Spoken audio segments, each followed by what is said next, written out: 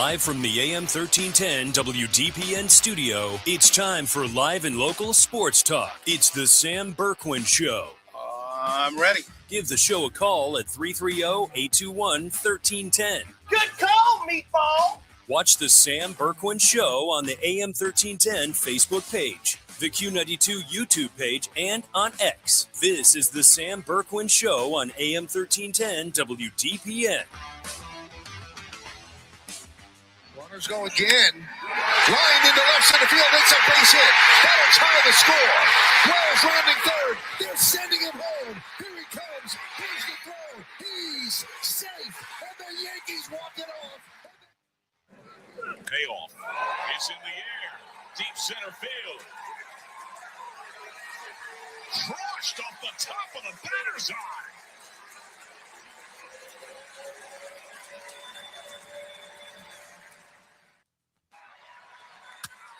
Line to left, and it's a fair ball!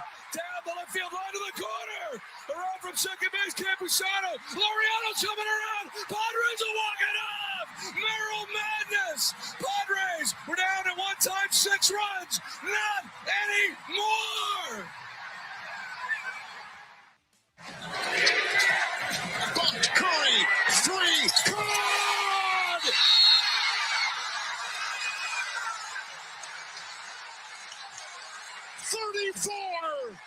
34 for Curry.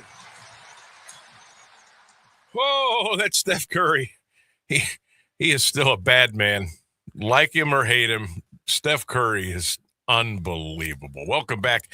Welcome in, I should say, to the Sam Bourquin Show on this Thursday afternoon, right here on AM 1310 WDPN. Sam Bourquin here. Ryan Rainsberg on the other side of the glass. We'll be with you until 6 o'clock this afternoon. And as we have told you the last couple of days, the weather folks are saying, get ready, get ready.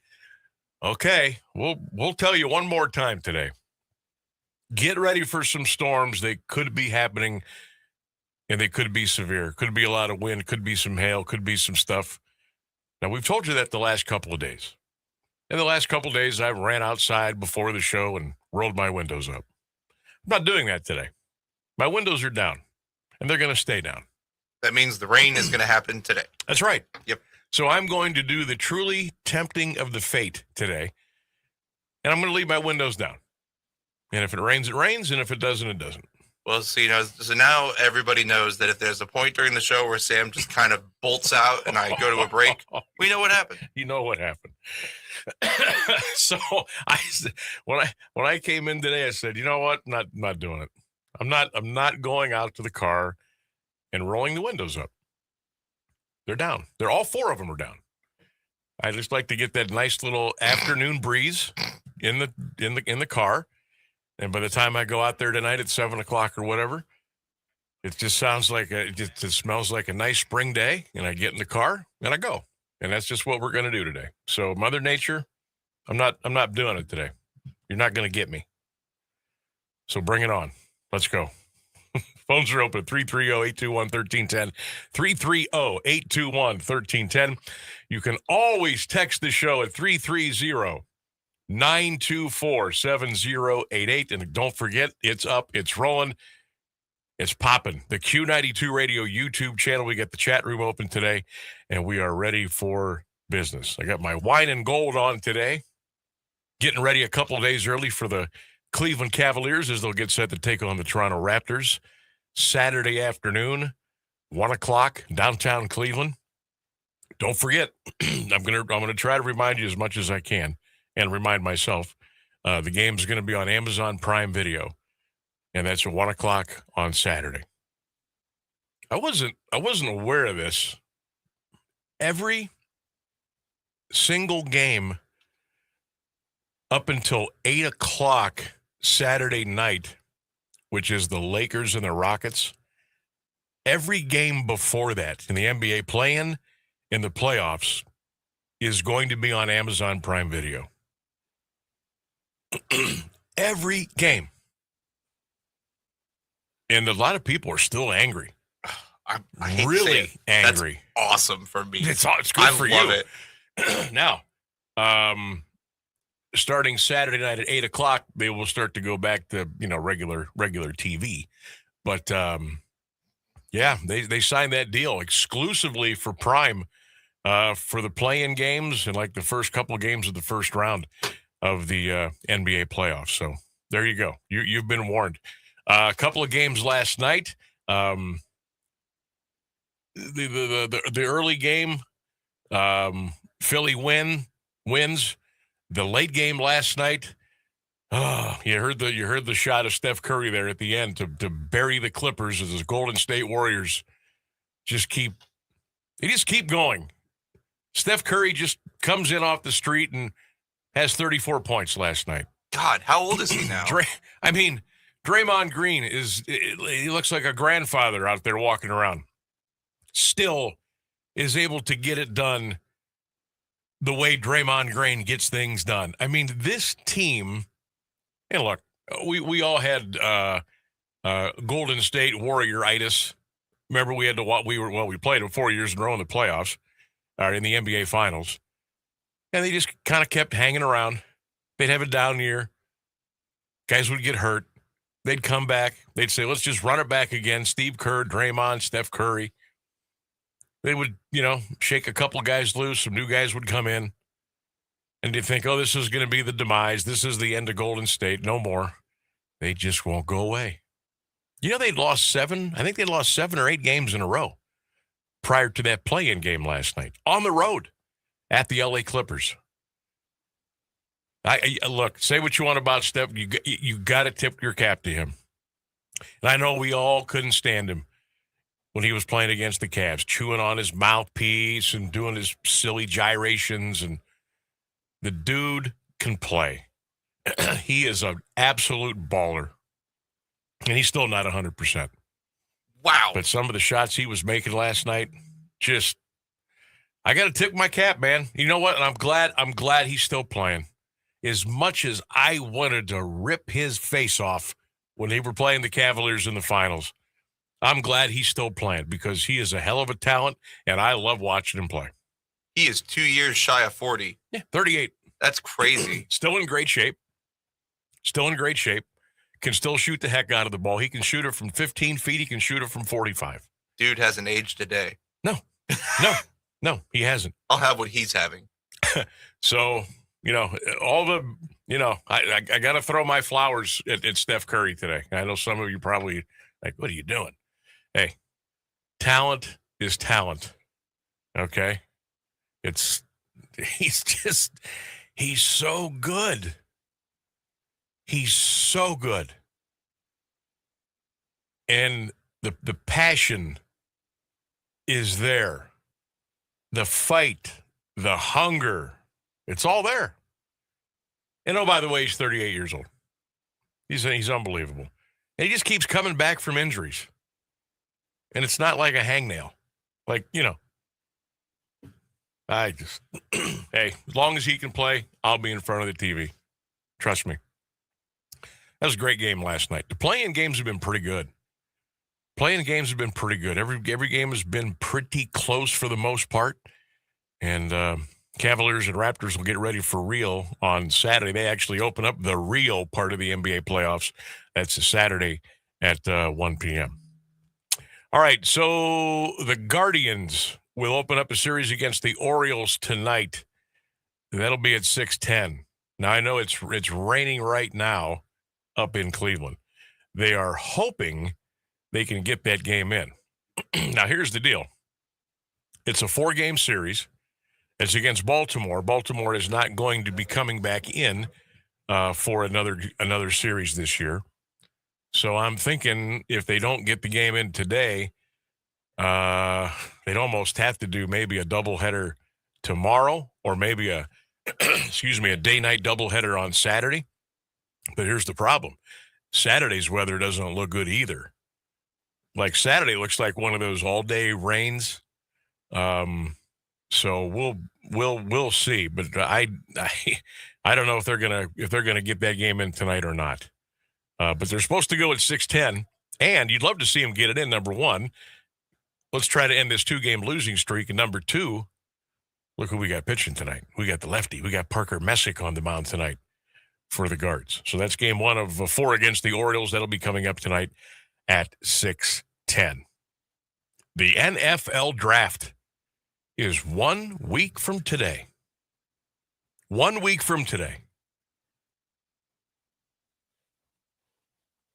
What do you think the chances are that the Cleveland Browns, A, make their pick at number 6, B, trade out, C,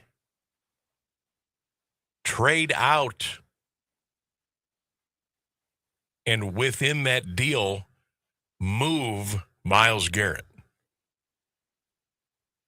I understand the Cowboys are interested in working with the Browns on maybe a trade, draft day trade. We'll see what percolates from that. I've been reading a bunch of different stories. I know a lot of you have probably been following that too.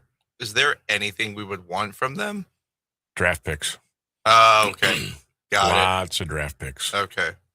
Like player-wise, I hope that's not what we're talking about. No, I mean, there's really, outside of Dak Prescott and CD Lamb, the way our money situation is, forget that. So we'll keep our eyes on that. A week from today is the NFL draft. We'll dig deep into this tomorrow and next week. I know a lot of folks have been just it's all they've been doing is talking draft for like the last 3 months, every single day, from morning, noon, and night. I can't do that. That just doesn't move it for me. Like, I'm all about getting into the draft, like starting today a little bit, and tomorrow we'll dig a little deeper, and then we'll get heavy into it Monday, Tuesday, Wednesday, and then the draft Thursday, first round, rounds 2 and 3 Friday, 4, 5, 6, and 7 on Saturday, and then we'll come back on Monday and we'll talk about it and look at all the drafts and who won, who lost. That's the fun part. I can't do 3 months of speculation, silly season rumors, he said, she said, oh, there's a report here. I just can't do that. And if that, some people enjoy that, some people don't. I don't. If you want to talk more draft, hit me up. We'll talk more draft. We'll go. But I think between today, tomorrow, and next week, I think we're good. I think we're covered. We'll get some guests on. We'll talk about it. We'll run down a mock or two, which we've done. But just the endless jabber of months and months about that, I just can't do it. I just can't do it. Even like decades ago, I was like, okay, let's just a couple of days before the draft, we'll go home run on it, and then we'll get into the meat and potatoes of it. But just to sit around for 3-4 hours a day and just talk about, well, what could happen or what might happen, and 99% of the time, none of those things happen anyway. So that's just my opinion. Yeah, I don't feel like speculation is fun for very long. No, speculation you can't do for 3 and 4 months. No. Now some do. And if that's your cup of tea, that's fine, but that's not here. We got a couple people chiming in on the chat who are they have mixed emotions about your windows being down. what do they have to say? Purple Suit nailed it. He said, tempting those Alliance weather gods. Good luck, brah. He's not wrong. Let's see. Scooter says, Sam, storms look to be heading our way. The future radar looks like they might barely miss us or might hit us. The windows are staying down. Ooh, they're staying down. Scooter says, so much for missing us with the rain. Torrential downpour on my palatial estate. Uh-oh. Said, Hall of Fame City says, storm just hitting Hartville. Okay, well. Maybe we should take a break, Sam. Do I need to go outside right now? Do I need to go out in the lobby and look? I don't know. They might be messing with us. Are you guys screwing around with me here? I mean, come on. I'm not. No, don't do that. We are getting close to our first commercial break, so maybe this will work out just fine. But I'll at least go out into the lobby and I'll look outside. I'm not going outside and putting the windows down. This is the true test to see if the listeners are on your side or on the side of chaos. Yes, it is. And what do we all root for in life? Chaos. Yes, we right? do. We love it. We love chaos. Don't forget, coming up at 4:29 today, Sammy B's best bet. Hey, guess what? Hit again last night. We are 3 in a row on Sammy's best bet. Next one coming up at 4:29 today. On this day in sports history at 5:29, and we have our 3-question Thursday quiz. Getting a lot of run already on social media, so let's get those questions out there to you now before we take our first break. Today's 3-question Thursday quiz. Get your answers in on the Q92 Radio YouTube channel. 1310 WDPN Facebook page, X page, Sam Bourquin Show page. We got them all over for you. Question number 1. How much of the NFL draft will you watch? How much of the NFL draft will you watch? Question number 2. What made you the sports fan that you are today? I was thinking about that. How I got to be the sports fan that I am. I think that makes a good question. What made you the sports fan that you are today? Question number 3, what's your all-time favorite TV show? All-time favorite TV show. Could be a sitcom, could be a drama, could be crime, could be whatever.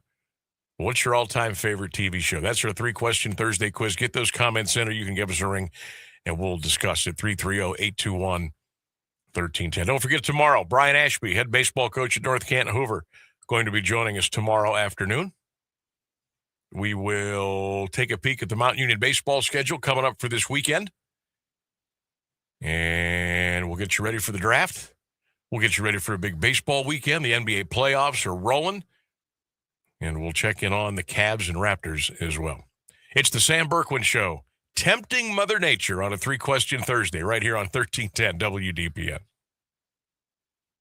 AWP Safety, North America's leading traffic safety company, wishes the best of luck to Stark County student athletes this fall. And they need you. Join AWP as a protector for steady work and an important job keeping people safe. They offer paid training, certification, referral bonuses, and advancement opportunities. To apply, visit jobs.awpsafety.com. That's jobs.awpsafety.com. Music and intelligence for your life.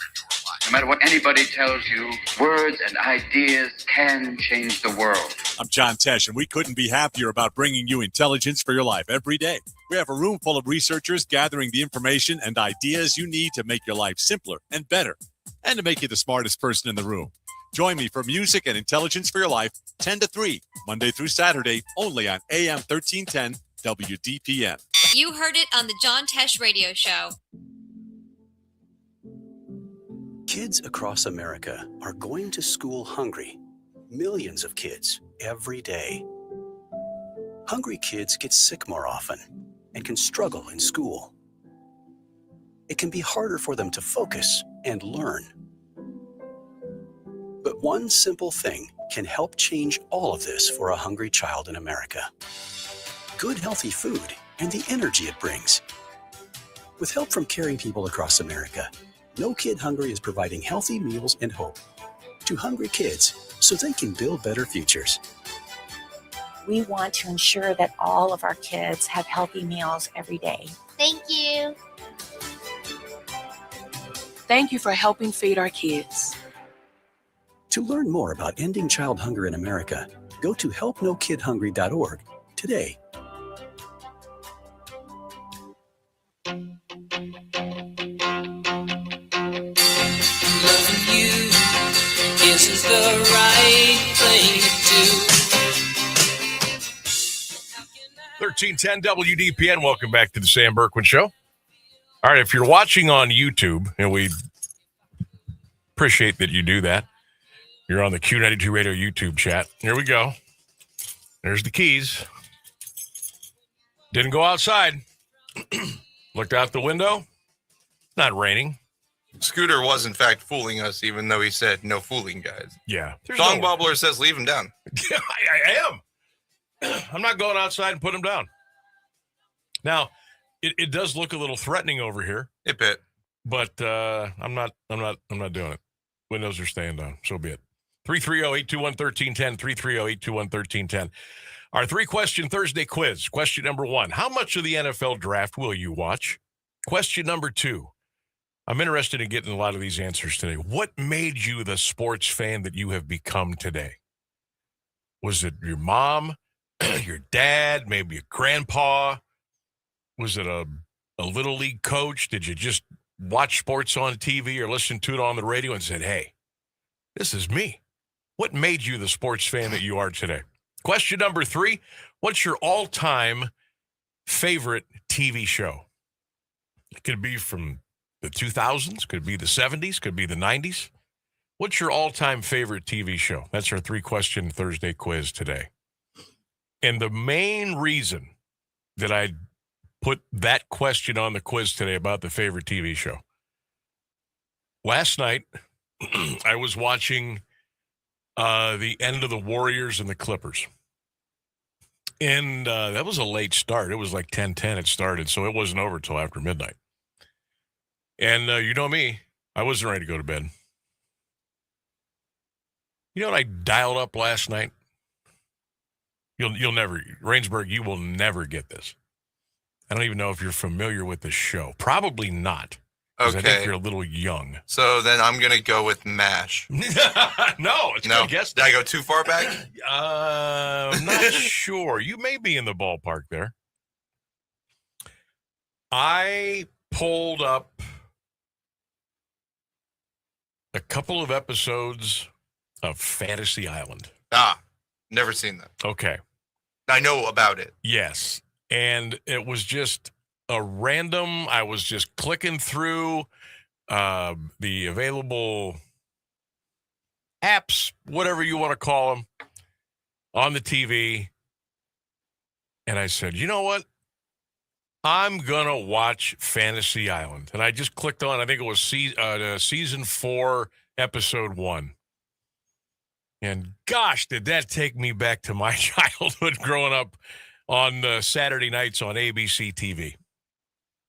Smiles, everyone, smiles. And Ricardo Montalban and Tattoo. They're playing. Doris Roberts was in the episode last night, who was, just done a lot of great stuff. Everybody Loves Raymond. That's probably where you remember her most, is Marie Barone. But God, she looked like she was 25 years old, that episode last night. I love Fantasy Island. I love the beginning of it. He goes up and starts whacking the bell. Here comes the plane. And you get the belly dancers coming out with the, and then the people get off the plane and they walk and they tell the story about what's going to happen. That real dramatic music, and they fade it out. Oh, it was great. I'm going to watch more tonight. Absolutely, I'm going to watch more tonight. Welcome to Fantasy Island. What a show. But that's the reason I put that on the quiz today. Okay, I've gone late again. It's time for the news and weather. 1310 WDPN. The latest news and the current Alliance area weather forecast are up next on AM 1310 WDPN.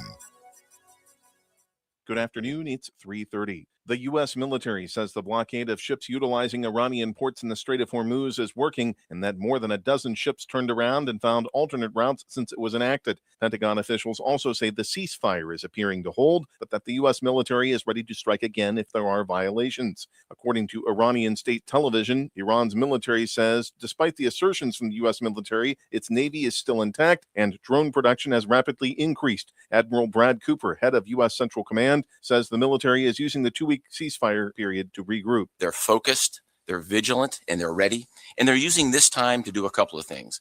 We're rearming, we're retooling, and we're adjusting our tactics, techniques, and procedures. There's no military in the world that adjusts like we do. And that's exactly what we're doing right now during the ceasefire. Pakistan's army chief is meeting Iranian officials in Tehran today to try to extend a ceasefire in the Middle East. The deal paused nearly 7 weeks of war involving Israel, the U.S., and Iran. Conflict has killed thousands and disrupted global oil markets. The meeting comes as President Trump announced that leaders of Israel and Lebanon might speak later on today to discuss halting their fighting. However, neither government has confirmed this. Hezbollah and Israel continued cross-border attacks. Fewer Americans filed for state unemployment benefits last week than the week before. ABC's Jim Ryan has the latest figures from the Labor Department. Weekly jobless filings are considered a reflection of layoff activity and therefore stability in the employment market.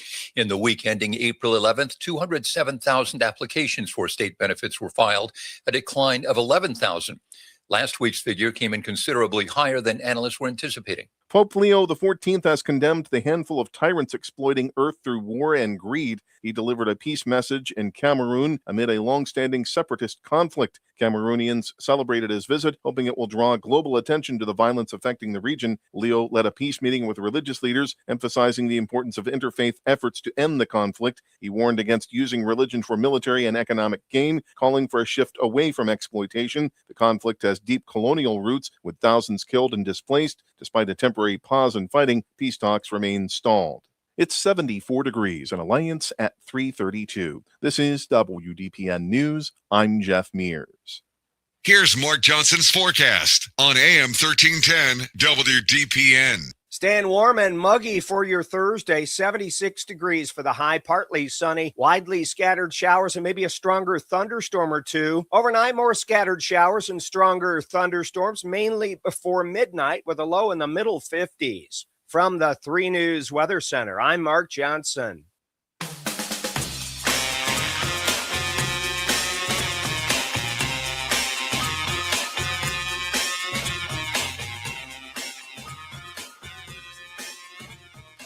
Three minutes. 3:35 here on your Thursday afternoon. It is a 3-question Thursday on the Sam Bourquin Show, AM 1310 WDPN, of course, on the Q92 Radio YouTube channel. You can watch and listen on the WDPN Facebook page, the WDPN X page, the Sam Bourquin Show page on Facebook. We got you on the radio at AM 1310 WDPN. Give us a holler, 330-821-1310. We'll be with you until 6 o'clock here this afternoon. Unless we get blown off the air, with a funnel cloud or something. Speaking of blown off the air, Buck says high wind, rain, and hail in Louisville heading your way. Hail, Buck. Hail, Buck. Now, if it's in Louisville, can it come this way? It depends on what direction the wind's blowing. I mean, it'll have to take a little bit of a twist, right? Well, I've heard we've heard that it's coming from Massillon. That's right. We've heard that it's coming from Louisville. I don't know. It's starting to sound like a bit of a fugazi to me. See, I think people are out there just making up stuff. Trying to get me to sit here and panic because I refuse to go out and put my windows up. I think that's what we're doing here. They realize you're trapped in that chair for this amount of time, and there's nothing you could do. There really isn't. I mean, I could just get up and. Oh yeah, there really is. I'll cover it. But do I want to? Do I want to get off the chair, get off the little stage I'm on here, walk all the way out in the lobby, go outside in the downpour, screaming, Annie M, and then go roll my windows up and then sit there and say, you know what, you dumbass, now look what you've done. The inside of your car is soaking wet. The seats are going to be wet. Nah. I'd rather just sit here and wait. I just sit here and hope that it doesn't happen. Now, I did just pass Mark Johnson on Facebook, and he's got the map up there, and I see a lot of yellow and orange and red. So, I don't know. We'll see. 3-question Thursday quiz. Question number 1, how much of the NFL draft are you going to watch? Question 2, what made you the sports fan you are today? Question 3, what is your all-time favorite TV show? Get those comments and answers in. Also, want to remind everybody, we will do this before the end of the first hour. I've got some tickets to give away right here. Pair of tickets to the Ohio North-South Classic. It's the nation's longest-running high school football. Uh-oh. What the hell was that? No, then keep going. We're good. Okay. Now, the lights went out, right? They did. They did. They are. Okay. Now I want to go outside and see what's going on, but I'm not. I'm not going. I'm in the middle of a read. I can't go outside. You read, I'll look. Okay, go ahead. Yeah, let me know what's going on out there. Maybe you take my keys with you. I don't know. Jesus. Okay, so anyhow, I got tickets to be for the All-Star game, the North-South Classic. Uh-oh. Well, I think I'm in trouble now. Held at Paul Brown Tiger Stadium coming up on Saturday, April the 25th, 11 a.m. kickoff, featuring the top senior athletes from across the state in the North and South Showdown. Also, additional tickets can be sold at the gate, but I've got tickets for you. I've got a pair of them, and we're going to give those away right before the top of the hour at 4 o'clock here on the Sam Bourquin Show, AM 1310 WDPN. All right. Rainsburg has not returned. Now I'm starting to get worried. I probably should have given him my... Uh-oh. Here he comes. With a very stoic look on his face. What's going on out there? It's raining sideways. Is it really? Oh, it looks like a whiteout of snow, but it's rain. Are you freaking kidding me? Gee, I wonder if my car's getting soaked inside and out. Well, we got Donnie. He's out there in the parking lot. He just pulled in. Why don't you send him a text? Is Donnie out there now? He really is. Yeah, he's out there trapped in his car. You know what? I'll text him and see if he'll come in and take my keys out. But he's not going to. If it's raining as bad as you say it is, yeah, no, I mean he's literally trapped in his car. He's not getting out of. He's very trapped in his vehicle. All right, currently. we'll just deal with it. Sam drives home in a wet car. That's the way it's going to be. Okay. Sean says, "Good luck, Sam." Thanks, Sean. Appreciate it. Okay. How much of the NFL draft are you going to watch? I'll probably watch. Just flickered again. I'll probably watch most of round one. It depends on what the Browns do.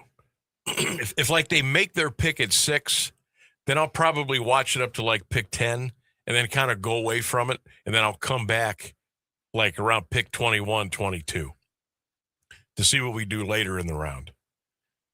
If we don't make that pick at 6, then I'll probably stay a little bit closer to the TV and my phone just because there's a pretty good chance we will have probably more multiple picks, but later picks in the first round. The second round, the second day, which would be Saturday, rounds 2 and 3. No, that would be Friday. I'm sorry. The draft is Thursday. My gosh. Next Thursday is the draft. Next Friday would be day 2. I would probably just kind of tune in and tune out a little bit. It depends on what else I've got going on Friday. And then Saturday's usually a busy day, running around, doing some stuff, going places, so I probably have it on in the car. But I'm not gonna sit in front of the TV for 6 or 7 hours on Saturday. But I will have it updates on my phone, of course, and then I'll check in on the radio. What are you laughing at over there? We got a couple comments. Robert chimes in on Facebook. He says it only lasts for about 10 minutes. Oh. So you know what? Maybe you should text Donnie and be like, "Hey, dude, just chill for 10 minutes and it'll be over." Okay. I did send the text. We'll see what happens. Hall of Fame City says, "We don't cry wolf around here, Sammy. The storm was real." I know, right? Everybody warned us about it yesterday too, and nothing happened. Right. So. It was the boy that cried wolf on Tuesday. It was the same thing yesterday. I'm like, I'm not getting fooled again. We were about to lose this game eventually. Right. So now I'm 1 for 3. But I'm hitting 333, buddy, and that'll keep me in the majors. That's how that works. Sean also chimes in on YouTube, says the Browns should 100% trade back. They are dozens of dudes from being competitive. Agree, Sean. Joe says, I'll watch the first round. I got my love of sports growing up playing sports since I was 7. Gunsmoke is his all-time favorite TV show. Michael Lanzo checking in today. Big Maslin Tiger fan. He says he will be in Pittsburgh for night 1 tailgating with Jack Sawyer and Marquise Pouncey at the Terrible Tailgate. He says his grandpa was the reason he got into sports. His favorite show, The Pit. I see a theme there with Pittsburgh and the Steelers there. Michael, thank you for listening and partaking. Lee checking in out there in beautiful Montana. She says she'll watch very little of the draft. She says, competing as a kid, we had neighborhood backyard football games and track meets around the boulevard. Her full-time favorite show, The Office and The Community. Tim checking in. Tim C. says he'll watch the first 2 rounds. He says his family bleeds orange and brown. Thus, that's how he became a big sports fan. Favorite show, The Sons of Anarchy. And he goes on to say, Sam, I will always remember your reaction to the Browns selecting Alex Mack during the Hall of Fame watch party. I remember that too. Alex Mack, the center out of Cal. I don't remember what my reaction was, but I know it wasn't a good one. I know it wasn't a good one. Doug Parton checking in. He says, if I'm at the fire department, I'll watch it if we're not busy, talking about the draft. He says his dad is the reason he became the sports fan that he is today. His all-time favorite show, he says it's a tie. MASH and Friends. I'll get a couple more here. Ron checking in. Most of the first round he'll watch. Grandfather was an amazing athlete. That's why he got involved in sports. His all-time favorite TV show, Sanford and Son. Classic. Hall of Fame City answered on YouTube. He says he follows the whole draft but watches very little. He got into sports with his pops. He says a big part of that was you and JJ locally. Oh, and wow. his Thank you. favorite shows are Game of Thrones and Sopranos tie. Ooh, got a tie. All right, Hall of Fame City. You cannot. All right. Yeah, that's fair, I guess. Sorry. I got really, the last season of Game of Thrones is traumatic. Yeah, that's fair. Yeah, I can live with that. We've had this discussion about Game of Thrones. I have no idea. I have nothing. I know nothing about. I know is Targaryen or whatever. It's really hard to say that Game of Thrones is an incredible show because the last season is so terrible. But every season up to that, the other 7 or 6 are incredible. So it was that long of a show. Yeah, that many years. I think the last season was 6 or 7. I want to say. Wow, I did not know that. I thought it was like a 3 or 4 year deal. No. Yeah, Game of Thrones was a big thing for a bit. Wow, and that was on what? HBO or Cinemax? Yeah, HBO. That was on HBO. HBO is Game of Thrones and Sopranos. They do it right over there. Yeah, I just couldn't get into it. I still got to watch The Wire. Never seen that either. Mm-hmm. Jerry Leitner checking in today. He says he'll watch the first 3 rounds. He says his dad was a big sports fan. His favorite all-time TV show, Hogan's Heroes. I got to tell you a story about Jerry. I hope he doesn't mind. I think this is the right Jerry. He was an umpire when I was coming through Little League Baseball. And this is when I was, probably 9, 10, 11, and 12 years old.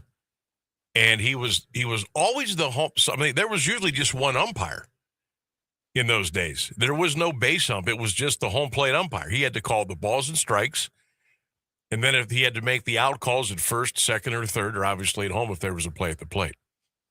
And he was an umpire, and I loved having him as an umpire. He was the umpire when I threw my first perfect game as a young lad. I'll never forget it. I'll never forget it. And you know why I won't forget it? Because Jerry was behind the plate. And I think he wanted me to get the perfect game. I hope I'm not speaking out of school here, because you shouldn't have, favoritism and when you're umpiring a game. But I think he kind of wanted me to get the perfect game. And I remember the last pitch that I threw to get the perfect game was about 10 feet up high. The catcher had to stand up and catch it. Right, he rung him up, and the game was over. And I ended up getting the perfect game. But that was fun. I remember my dad, I think he must have called the repository or sent a report in or something, and it ended up being in the paper the next day. I was like, how did this get in here? And my mom and dad looked at me, we don't know. I don't know. But I thought that was pretty cool. But, Jerry, I hope you're doing well, man. Let's see here. Doug Yu checking in. He'll watch the first round. His dad, the reason he's a big sports fan, his all-time favorite show is MASH.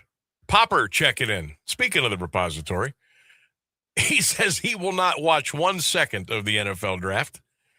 He loved going to games with his dad. His all-time favorite show is Seinfeld. Keep them coming in. That's the 3-question Thursday quiz. How much will you watch of the NFL draft?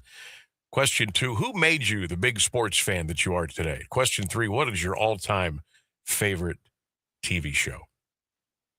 Rainsburg, you want to dabble with question number 1 or 2 or 3, or do you want to let the process play out a little bit? God, people bringing up TV shows always throws me. So maybe next hour. I'm still thinking about it.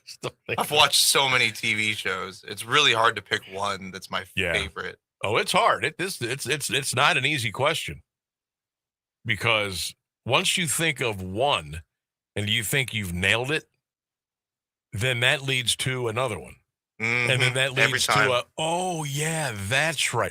Oh, I forgot about that. Like, Sopranos is good, but Game of Thrones is great, but so is Mad Men. Yeah. And pretty soon you're like 10 in. Like the first one I wrote down was Fantasy Island. Not that it's my all-time favorite, but I happened to stumble upon it last night, and I watched a couple episodes. And then I went down to write 1, 2, 3, 4, 5, 6, 7. I've got 13 written down already, and I'm asking you folks out there to just give me your all-time favorite. I couldn't do it. I wrote down 13 of them. My knee-jerk reaction is to say Scrubs. I love Scrubs. So that's probably it, but... Scrubs. Now, that was on NBC, right? And that had to do with a hospital, right? I think so. Okay, I think my wife watched a lot of that. I grew up watching Scrubs. Okay. I think I dabbled in it, bits and pieces. I didn't like. It wasn't like, must-see appointment TV for me. But I think that's the kind of show now I would go pull it up and I could probably watch it. Yeah, Scrubs is a very light watch. It's very, sometimes. It's a show about a hospital. It's fun. It's a comedy, sure there was probably some heavy moments, though. Oh, God, right? yes. Yeah. Scrubs. All right, I'm going to put that on the list. Trying to think who was in Scrubs that I would know. Wasn't the girl that was in the Roseanne, the blonde? Sarah Chalk? Yes. Yeah, she was in Scrubs. I didn't know she was in Roseanne, but I know she's in Scrubs. Yeah. Was Neil Flynn in Scrubs?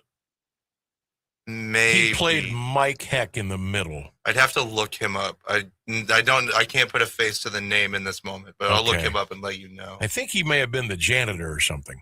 Oh. That makes sense? Yeah, Yep, Neil Flynn is, yeah. That's Neil Flynn. Okay. I did not know his name off the top of my head. Yeah, he's about 6'7". Yeah, he is dude. One of the funniest parts of that show. Oh, now I got to watch, because I'm a big fan of his. It's a fun story, because they put him in as a bit, and they didn't give him any lines. They just let him say whatever he wanted to. Really? And he improv stuff that was so funny that people just loved him as a character. He was only supposed to be there for a few episodes, but he ended up being one of the most beloved characters of the whole show. Holy, I did not know that. Yeah, now I'm definitely going to watch it. He's great. Now I'm definitely going to watch it. Everything he says is completely insane. That's funny. All right, Scrubs. I'm going to put that on the list. All right. We got 8 minutes till the top of the hour. Phone lines are open, 330-821-1310. Text line is open, 330-924-7088. Keep those comments coming on the Q92 Radio YouTube channel as we talk 3-question Thursday quiz. Guardians and Orioles open up a series, hopefully, tonight up in Cleveland. Browns and Cowboys, maybe a little NFL draft day trade, maybe. NBA playoffs continue, and Steph Curry, he's still got it. Plus, we are going to give away a pair of tickets to the Ohio North-South Football Classic for games to be played April the 25th at Paul Brown Tiger Stadium. Your chance to win coming up here in just a few minutes. Right now, I'm going to go outside and check on the condition of the car. After I refused to put the windows up earlier today, it looks like I will be paying the price. We'll be right back. Do you have trouble getting in and out of the bathtub? Are you afraid you'll slip and fall entering or exiting a tub? Safe Step walk-in tubs can transform your bathtub from an area of concern to a calming refuge. Call them today at 1-800-498-2098 and save $1,600. Safe Step walk-in tubs and showers are proudly made in Tennessee and offer an ultra-low step-in, avoiding that difficult climb over a traditional bathtub wall. They also offer a variety of therapeutic benefits that may help soothe your aching muscles and joints, increasing your mobility, boosting your energy, and improving your sleep. Safe Step walk-in tubs are designed to easily fit your existing tub space and are often installed in as little as one day. Just dial 1-800-498-2098 today to save $1,600 and receive a free shower package. That's 1-800-498-2098 for a free no-obligation consultation and to save $1,600. Safe Step walk-in tubs. Safety never felt so good. For 75 years, the Muscular Dystrophy Association's voices have thundered through the halls of Congress. For 75 years, we've willed the impossible into existence. For 75 years, the MDA community has pushed the science, Shifted the narrative, and established the field of neuromuscular medicine. And until that day, when this is all a thing of the past, You couldn't stop us if you tried. Join us and celebrate 75 years of breakthroughs at MDA75.org. Kids across America are going to school hungry. Millions of kids every day. Hungry kids get sick more often and can struggle in school. It can be harder for them to focus and learn. But one simple thing can help change all of this for a hungry child in America. Good, healthy food and the energy it brings. With help from caring people across America, No Kid Hungry is providing healthy meals and hope to hungry kids so they can build better futures. We want to ensure that all of our kids have healthy meals every day. Thank you. Thank you for helping feed our kids. To learn more about ending child hunger in America, go to helpnokidhungry.org today.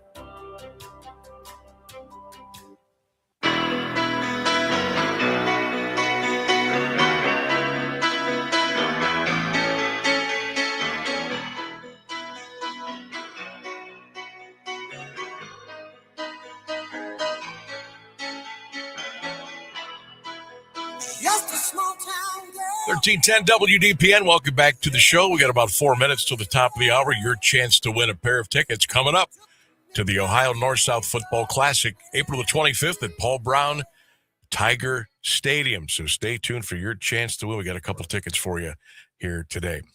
Sam, if the Browns trade down from 6 with the Cowboys, I'm going to puke. When are the Browns going to stop passing up on top-tier talent? Enough of this crap building for year after year. Next year never comes. Angry face.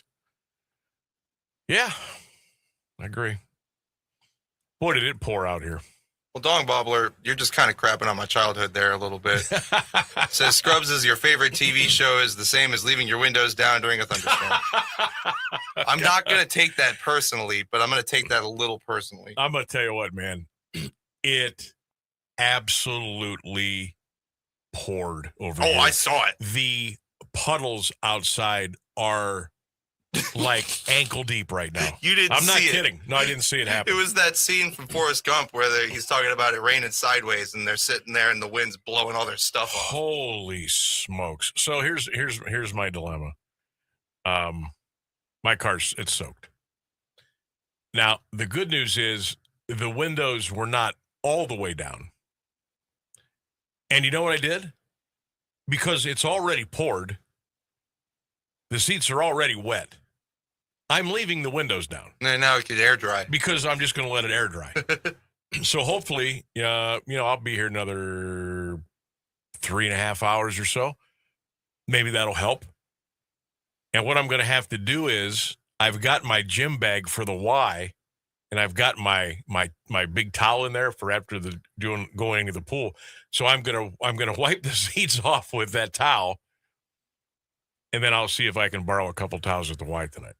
You got leather seats, right? Like 25% of it. Yeah, well, you know what I mean. They're not cloth seats, at least. Well, yeah, it leather goes around the cloth. Oh. You know what I mean? Okay. So, yeah. So I just left the windows up, and we'll air dry it for the next 2 or 3 hours, and then we'll go from there. But boy, the puddles out here are incredible. They are absolutely incredible. Good job, Bourquin. Way to go. See, Buck says Well, round 2 of heavy rain just started heading your way. Seriously, Buck, seriously. I mean, I might as well leave him down now at this point. Oh, my God. All right, let's see. I got a pair of tickets to give away right now. Who wants to go to the Ohio North-South All-Star Classic at Paul Brown Tiger Stadium on Saturday, April the 25th? This is the longest-running high school football game in the country. I got a pair of tickets to give to you right now. All you got to do is be caller number 2 at 330-821-1310. We'll take caller number 2 at 330-821-1310, and you will win a pair of tickets to the North-South All-Star Football Classic at Paul Brown Tiger Stadium. Games are coming up on Saturday, April the 25th, and you can also get tickets at the gate that day as well. All right, good luck, everybody. Hope you are a winner. Now, we got the news and the weather coming up here at the top of the hour. When we get back, 2 more big hours to go. We'll talk a little draft. We'll see what the Browns are up to. I got a mock I want to run down for you from ESPN.com. We'll get you ready for the Guards and Orioles tonight up in Cleveland, and we'll check out the NBA playoffs as well. And don't forget Sammy B's Best Bet coming up here in about a half an hour from now. Right now, it's news and weather time. 1310 WDPN. Keeping Alliance entertained and informed for over a half a century. AM 1310 WDPN Alliance. ABC News, I'm Michelle Franzen. President Trump talking to reporters before leaving for Nevada, touting the 10-day ceasefire between Israel and Lebanon set to begin today. He also expressed optimism the U.S. and Iran are close to a deal, he says, which could lead to lower oil and gas prices. ABC's Elizabeth Schulze says any recovery will take time. Part of that is the fact that we don't see evidence of oil flowing at all at the level that it was before the start of the war. And you do have the supply constraints because of what's happened from the actual attacks during this war. We've seen several big oil facilities in the Middle East get, damaged, and it is going to take months or even years to get that production ramped up again. Police say it appears the former lieutenant governor of Virginia, Justin Fairfax, killed his wife last night and then killed himself. Both found by police after the couple's teen son called 911. And the crew of Artemis II at a press briefing following their 10-day test flight around the moon and back, thanking NASA and saying their experience was life-altering. This is ABC News. On top of home and auto, Progressive protects your boat, RV, and motorcycle so you can explore the unknown. Actually, we just take the RV to the same campground every year. Well, maybe you can catch your own dinner on your boat. Oh, we can actually get pizza delivered there from this brick oven place we love. Will you at least try a new topping? Honestly, probably not. We kind of have a go-to order. Fine. Just bundle home or auto insurance with your outdoor vehicles with Progressive and stay protected when you go, I guess, where you've gone before. Progressive Casualty Insurance Company and affiliates. Not available in all states or situations. This is the story of the one. As a procurement manager for a hospital system, she keeps every facility in her network stocked and ready. That's why she counts on Grainger to be her single source for thousands of products, from disinfectants to lighting, air filters, and more. And with fast, dependable delivery, Grainger helps her keep every facility stocked, safe, and running smoothly. Call 1-800-GRAINGER, click Grainger.com, or just stop by. Grainger, for the ones who get it done. Now, the latest Alliance area news from Clint Marshall on AM 1310 WDPN. Good afternoon. It's 4:02. Amazon has been confirmed as the company behind a proposed data center in Perry Township. The repository reports Stark County Commissioner Richard Regula and Canton Mayor Bill Shearer identified the tech giant following a public open house Wednesday. Panattoni Development has not officially named its client. The project is planned for Faircrest Street Southwest and Crop Avenue, with completion targeted for 2027. Officials say it could become the largest taxpayer in the county. The open house also drew protests, with residents voicing concerns about noise, electric costs, property values, and transparency. Canton police have identified a woman found dead near Nimishillen Creek Tuesday afternoon. 46-year-old Charisse Otis of Canton was discovered around 2:45 in the 1600 block of 3rd Street Southeast. Police say her body was wrapped in blankets and secured with ratchet straps. She was taken to the Stark County Coroner's Office with an autopsy planned in Cuyahoga County. Police say the investigation is ongoing and are asking anyone with information to contact them. A new inspection report is raising serious concerns about conditions at the Indian River Juvenile Correctional Facility in Massillon. The Ohio Attorney General's office says staff were sometimes conducting required welfare checks using surveillance cameras instead of in person. The report also cites chronic staff shortages, high vacancy rates, and heavy use of solitary confinement. Indian River stopped accepting new inmates earlier this month as it continues to face ongoing safety concerns. A man faces charges after Canton police say a Wednesday incident involved gunfire and a chase. 29-year-old Ollie Dukes of Canton is accused of firing shots at a man and fleeing on a motorcycle while being pursued by officers. Dukes also allegedly followed the victim's girlfriend on the motorcycle, tried to strike her vehicle and slashed a tire, then hit a knife in the bike believed to have been used in the incidents. Dukes and the woman have 2 children together. He was arrested and faces charges including felonious assault, failure to comply, and carrying a concealed weapon. Dukes is prohibited from having a firearm due to a 2019 resisting arrest conviction. Canton police say a man is charged in an alleged shooting during a dispute with the mother of his child. 24-year-old Bradley Walden of Canton was arrested following the Wednesday incident and faces charges including felonious assault, domestic violence, and child endangering. He lives in the 2700 block of Harrison Avenue Northwest and is accused of discharging a gun in a hallway of his apartment building. Another unit was struck by gunfire. Court records state Walden also was found in a vehicle with a loaded gun and marijuana. Walden has a prior domestic violence conviction that prohibits him from having a firearm.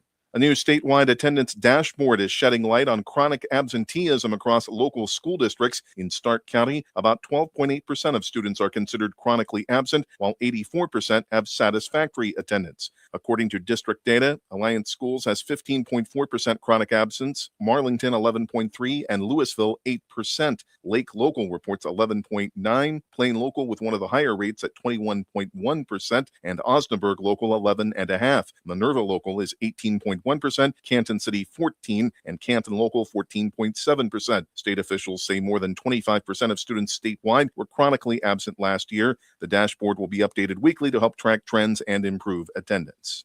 Charges are expected in an East Palestine animal cruelty case after animals were seized from a home earlier this month. The Columbiana County Humane Society says 21 animals, including cats, rabbits, and a dog, were removed from a Main Street residence due to unsanitary conditions. Investigators say many were infested with fleas and illness. The animals remain in shelter care.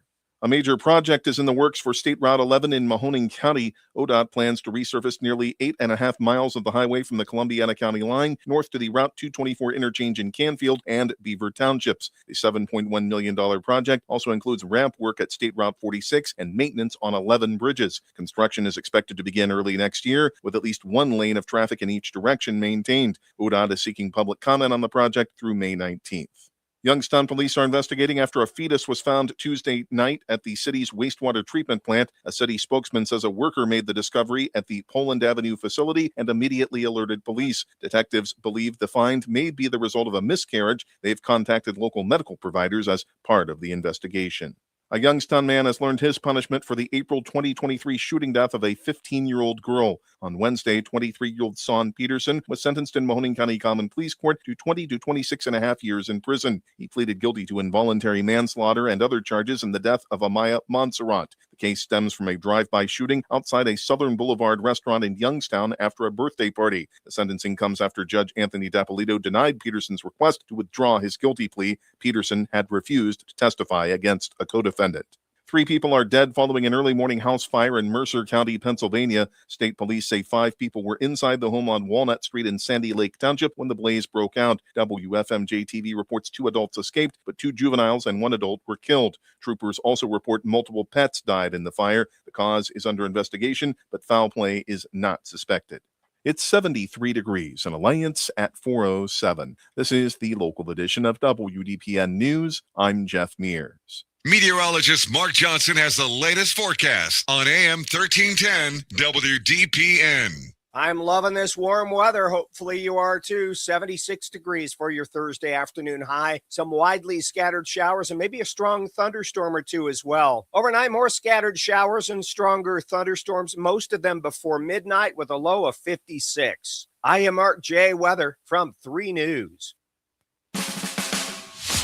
Live from the AM 1310 WDPN studio, it's time for live and local sports talk. It's the Sam Bourquin Show. I'm ready. Give the show a call at 330-821-1310. Good call, meatball. Watch the Sam Bourquin Show on the AM 1310 Facebook page, the Q92 YouTube page, and on X. This is the Sam Bourquin Show on AM 1310 WDPN. Runners go again. Line into left center field. It's a base hit. That'll tie the score. Wells landing third. They're sending him home. Here he comes. Here's the throw. He's safe. And the Yankees walk it off. Payoff. It's in the air. Deep center field. Crushed off the top of the batter's eye.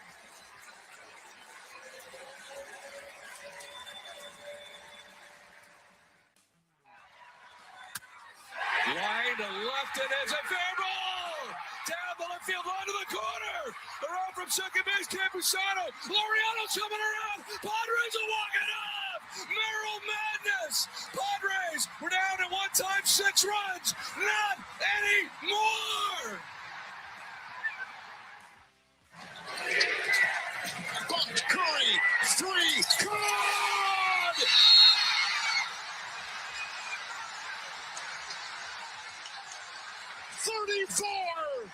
34 for Curry. Kevin Harlan on the call, Amazon Prime Video. Pretty cool highlight there. The Padres walk off against the Mariners last night. No Guardians highlights because, well, the old rule in radio is sound is 24 hours and it's over. And plus, their game was over yesterday around 4 o'clock, so and they lost, so there was no need. Welcome back to the Sam Bourquin Show, everybody. Hour 2 ready to roll here on AM 1310 WDPN. We are on. You can watch. You can listen live right now on the 1310 WDPN Facebook page, my Facebook page, Q92 Sports Facebook page, on X, and you can listen, of course, right here on 1310 WDPN, and you can watch and listen on the Q92 Radio YouTube channel. We got the chat open. The chat has been very chatty today, so we invite you to keep those coming in. And while you're there, make sure you go ahead and hit that subscribe button as well. Coming up, we're going to give you a little mock draft. I figure we'll go the first 10 spots of the first round. This is courtesy of ESPN.com. So we'll run down that. We will hear from Browns general manager Andrew Berry coming up here in a little bit. We'll get you back into our 3-question Thursday quiz. Question number 1, how much of the NFL draft will you watch? Number 2, what made you the sports fan that you are today? Question number 3, what is your all-time favorite TV show? Get those comments in, get those answers in, or you can ring us up at 330-821-1310. Also, I have another pair of tickets to give away coming up here at the top of the hour to the North-South All-Star Football Classic at Paul Brown Tiger Stadium in Massillon, April the 25th. North-South All-Star Football games. I've got tickets for you, and we're going to give you a chance to win those coming up here at the top of the 5 o'clock hour. Don't forget, 429 today. Sammy B's best bet. We have won 3 in a row. Can we make it 4? Tune in. 529 on this day in sports history. Mock draft time. And I'm only going to go 10 in here, but then I'll pop back to 24 and we'll let you know what they think the Browns are going to do there. There is no secret at this time who the first round pick is going to be. It's going to be Fernando Mendoza out of Indiana to the Las Vegas Raiders. The last betting odds sheet that I looked at had Mendoza going to the Raiders. It was like minus $1 million. So, I mean, there is absolutely no possible way that Fernando Mendoza does not go to the Raiders. So that's a lock. You can lock that one up. I'm anxious to see how he does. I loved watching him at Indiana. I thought he was a great field general. I thought he showed some toughness in the playoff games, getting a little bloodied out there, taking some absolute shots at the goal line. He seems to have a little magic in him, a little charisma. Obviously, college football, pro football is much different, but I think he's the kind of kid that I think he's going to have a pretty good NFL career. Hall of Famer? No. I mean, he might not even be an All-Pro, but I think he's going to have a nice career. And if I'm the Las Vegas Raiders, hey, he fell into your lap. Make sure you don't screw it up. At New York Jets, they're picking, according to this mock, Arvell Reese, the edge linebacker out of Ohio State. Arvell Reese is big, fast, and strong. He has an incredible wingspan. He can play off the ball. He can play on the edge. He can rush the passer. I don't think you could go wrong there. I mean, would I like to have Arvell Reese? You better believe I would. At number 3, it says the Arizona Cardinals are going to go with Monroe Freeling. That's kind of the guy that I want, the offensive tackle out of Georgia. There are some good linemen in this draft. I would say we were talking about this in the lobby today. Like position-wise, wide receiver, safety, and offensive lineman, offensive tackle are probably the 3 positions that there's the most talent that is available for the draft. I would like to have Monroe Freeling. This draft has him going to the Cardinals. Says here he could be long-term success at the right tackle position for the Arizona Cardinals. They need to get a stable of linemen as quickly as they can. And don't forget now, they got a new coach, Matt LaFleur. So he's going to, he'll have his imprints on this draft for sure. But they got Monroe Freeling going to Arizona at number 3. Would have liked to have him. Now, see, if he's not there at 6 for me, that's almost an automatic trade back for me. Okay? Tennessee Titans. They look to select, according to this draft, ESPN.com, Sonny Styles, linebacker out of Ohio State. Freak athlete.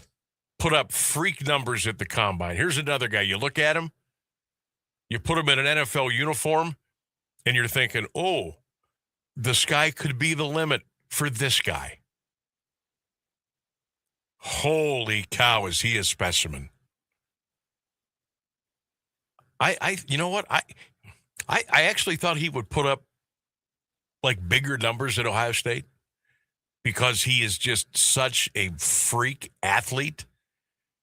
But, Ohio State's so loaded with talent all over the field, some guys don't get a chance to put those kind of numbers up, especially if you're kind of playing within that team concept. But they got Styles going to the Tennessee Titans at number 4. At number 5, the New York Giants, running back Jeremiah Love, running back out of Notre Dame. Great pick. Great pick at number 5. Remember, John Harbaugh, remember the old coach of the Ravens, now running the show for the Giants, loves to run the ball, loves to use the 2 tight end set, loves to use the fullback. Remember, Cam Scadaboo's coming off, pretty major injury from his leg last year. So probably a good idea to add Love here, a little depth to the running back position for New York. Love watching Jeremiah Love at Notre Dame. He gets himself a nice, big, strong offensive line in New York. He could do some stuff with the Giants. Well, at number 6, here they come, the Cleveland Browns, up to the podium. And Roger Goodell looks at the card. And according to the mock here, it says the Cleveland Browns will select Carnell Tate, the wide receiver out of The Ohio State University. Gee, you think Ohio State's got some talent? How many kids are going to be drafted this year out of Ohio State? Anybody who's graduating. 20?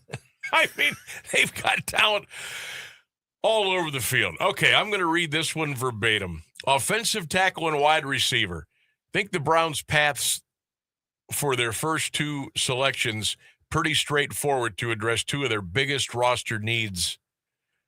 They've gone offensive tackle in the past in these mocks, but with Freeling already gone and other potential candidates don't fit so clearly in the Browns' reworked offensive line room, this might be a little rich for Tate, but he is as reliable as they come at the wide receiver position. He can be a winning player in a variety of roles, so no matter how else the Browns continue to fill out their pass-catching room and their offense in general, Tate, Harold Fannin Jr. are a pretty good combo that will give whoever is throwing the passes to them a great surrounding to build alongside.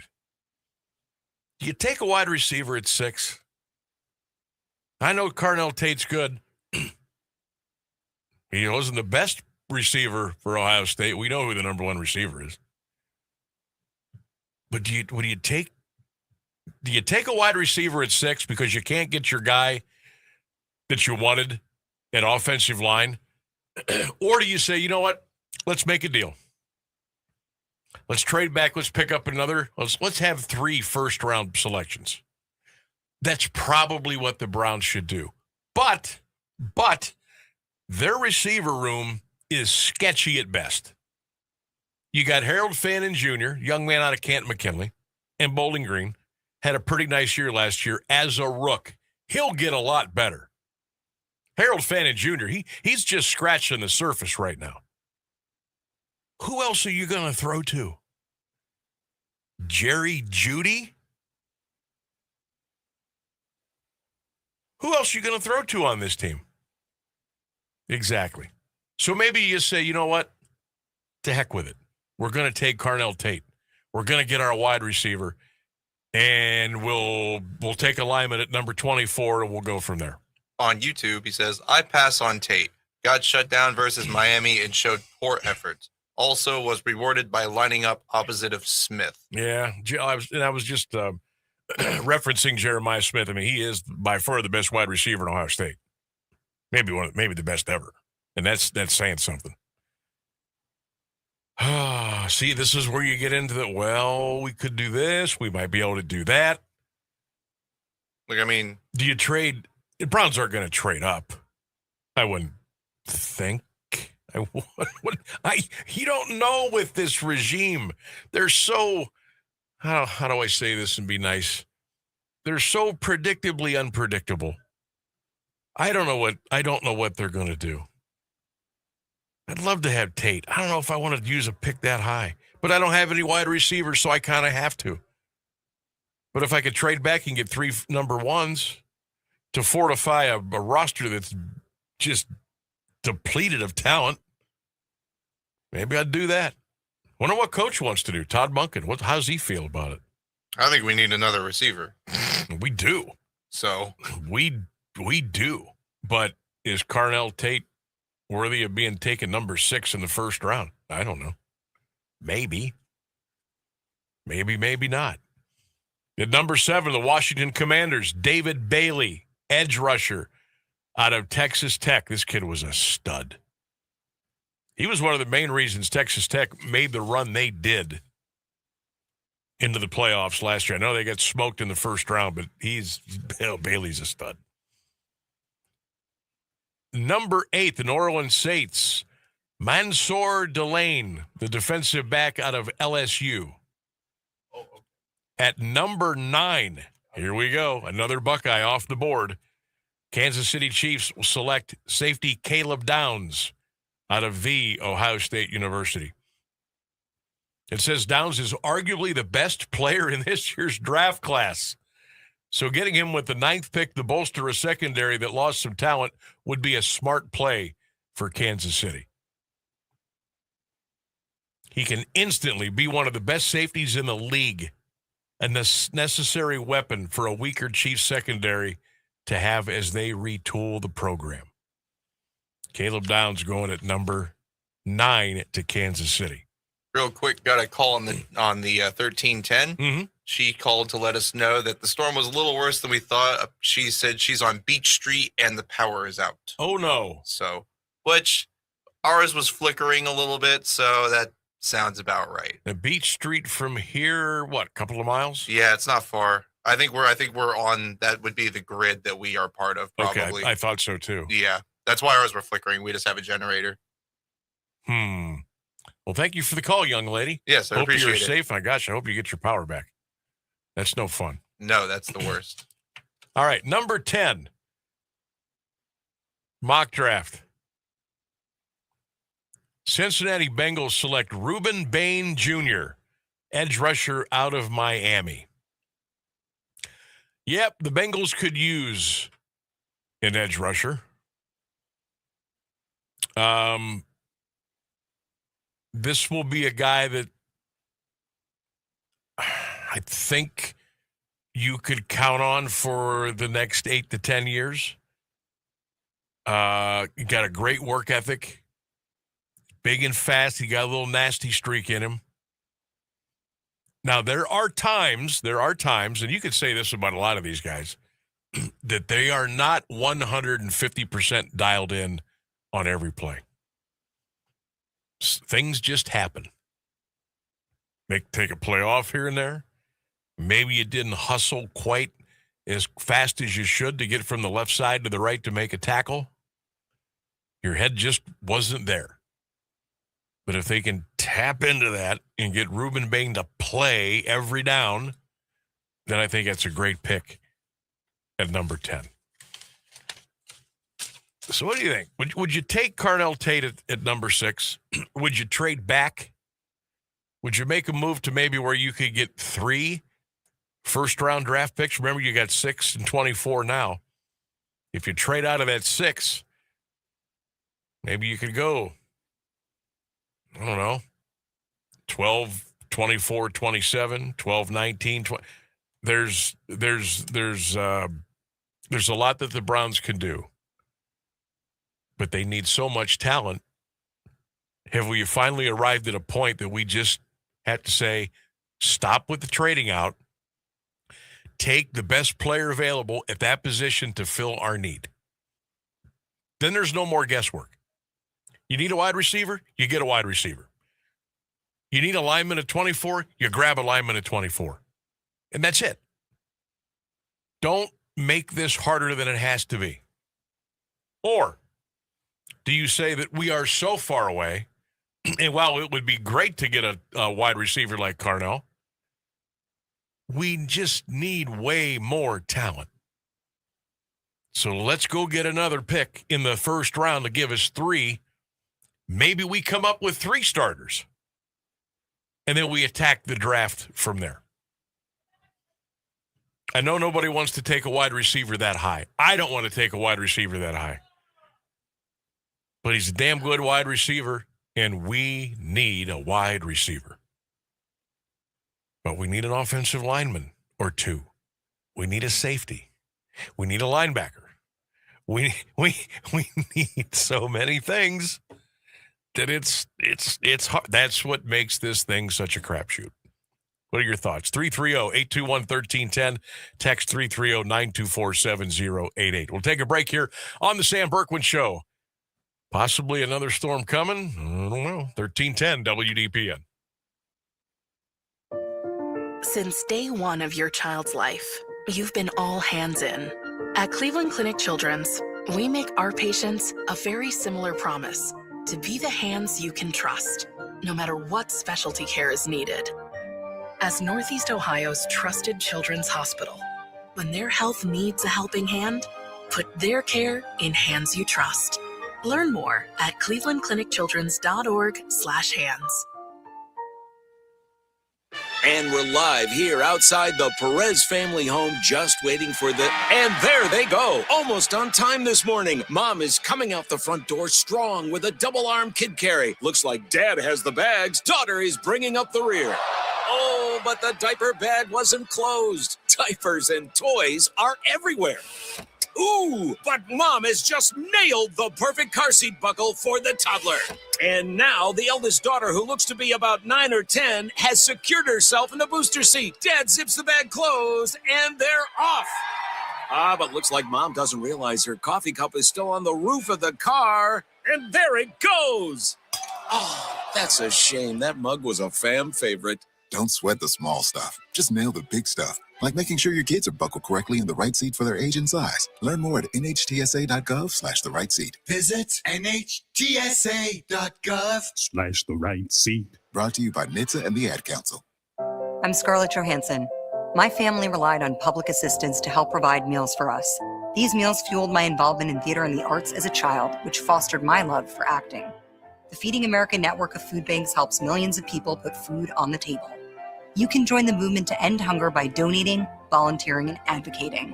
Because when people are fed, futures are nourished. Join the movement to end hunger at feedingamerica.org/actnow. Brought to you by Feeding America and the Ad Council.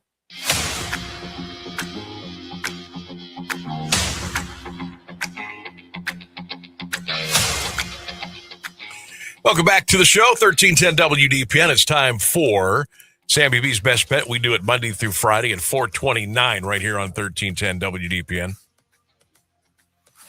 That's what they call the winning streak. You're darn right. We got 3 in a row. Sammy's Best Bet. We hit another one last night with the Rangers in the Athletics over the 8.5. Ended up in an 8-5 final score. Hey. Don't mess with success. We're going back to Major League Baseball tonight. We're going back to the total, and we're going to go Colorado Rockies and the Houston Astros, and we're going to play this baby. Again, we're going to go over the 8.5. This line is a little goofy because Colorado averages 4 a game. Houston averages 5.5. You would think they would put this a little bit higher. But it's sitting at 8.5, and we jumped on it. Colorado has lost 6 in a row. They are due. Houston has won 2 in a row. They are 7. I'm sorry, they're 2-8 in their last 10. Both these teams have really been scuffling as of late. But Houston's got this one down in their park. It's a great hitter's park. They only totaled 4 runs last night in an Astros 3-1 win. That's why I think the offense is come alive tonight down in H-Town. Rockies, Astros, 8.5. We are going over the 8.5. That's Sammy B's Best Bet. Over 8.5 tonight. Astros and the Rockies. Going for our 4th win in a row. Will we get there? We'll find out. News and weather coming up next.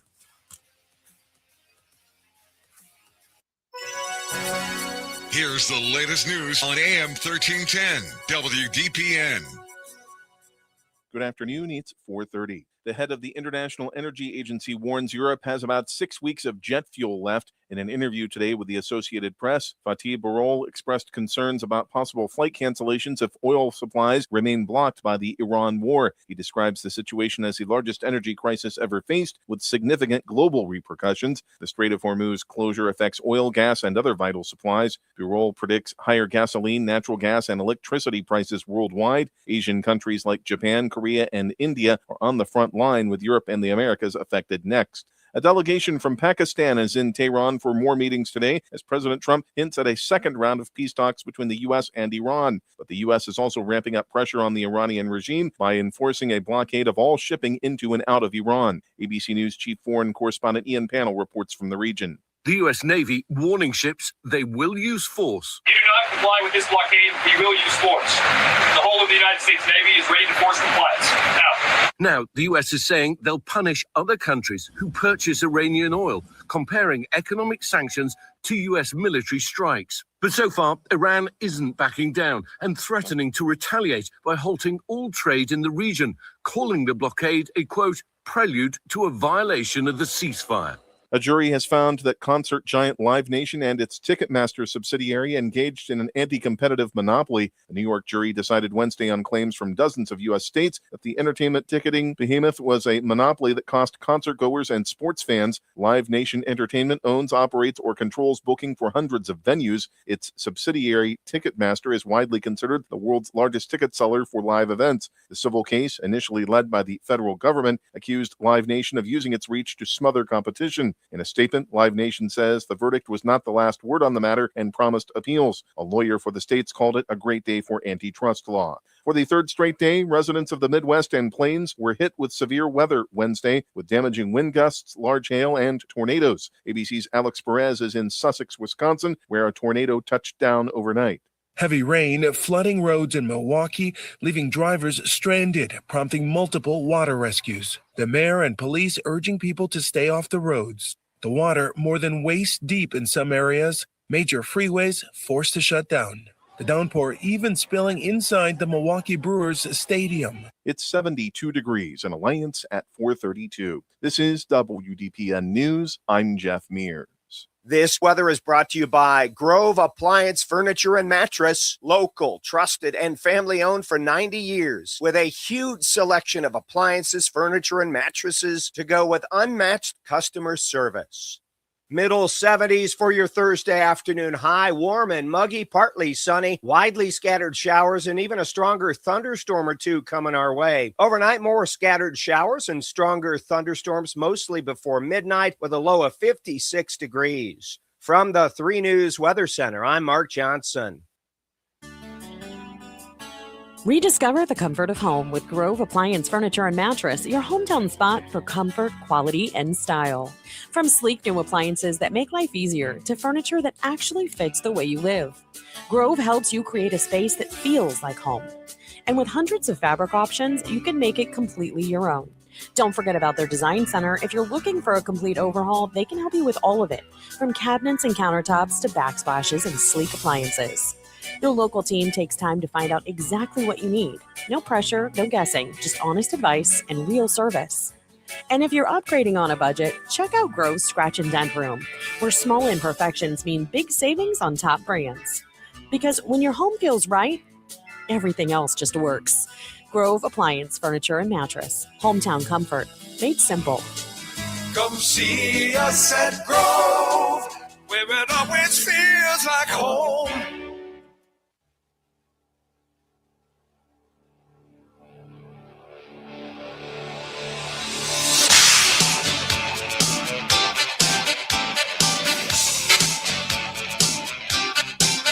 AM1310 WDPN. Welcome back to the Sam Bourquin Show. Phone lines are open. 330-821-1310. Text line open. 330-924-7088. The Q92 Radio YouTube channel wide open. We got the chat going. Appreciate you jumping in there and hit that subscribe button while you were there as well. We just wrapped up our little mock draft for the first 10 spots for the upcoming NFL draft a week from today. Browns picking at 6. Got 24. Would they trade down? Would they trade up? Would they trade back? Would they trade out? Would they make a trade? Could they possibly move somebody? Lots going on. Lots in play. 3-question Thursday quiz. Question number 1, how much of the NFL draft are you going to watch? Question number 2, what made you the sports fan that you are today? What's the reason you're a sports fan? And question number 3, what's your all-time favorite TV show? Get those comments in on all of our social media platforms, 1310 WDPN on Facebook, on X, the Sam Bourquin Facebook page, of course, the Q92 Radio YouTube channel. You can watch and listen right now on Facebook, Q92 Sports, AM1310 WDPN. We're all over, baby. Sam Bourquin Show, 3 until 6, Monday through Friday. Love when you're a big part of our show. Okay. Hall of Fame City sent a comment to me, so I'm going to borrow the Sam Bourquin Show for like a minute or two here to talk about Game of Thrones. Okay. Just to reply to him. Said, okay, Ryan, I do agree. So he's talking about a few key points of Game of Thrones. And he is not wrong that the Red Wedding and the Battle of the Bastards are 2 of the best episodes of television of all time. So I have to agree with you on that, Hall of Fame City. You're not wrong. That's really it. I wanted to let him know that, yeah, I agree. Okay. I have absolutely nothing to add to that. No, I know. You have no idea. That's because I remember people. That is like, I remember exactly what you're feeling right now, because I remember people talking about Game of Thrones before I watched Game of Thrones and talking about those episodes. And I was, what is everybody talking about with the Red Wedding? But it's a big deal. Yeah. What was the bastards thing? What the was that? Battle of the Bastards. What is that? It is. Or what was that? I should say. It's an episode that is pretty much just one giant battle of two feuding houses, and they're both bastards. So, Battle of the Bastards. Huh. Okay. But it's a really good. It's so good. It's so cool. They got, it's like the 300 Spartans kind of thing where they're completely surrounded on all sides, and this just wave of it's so good. I don't want to spoil it.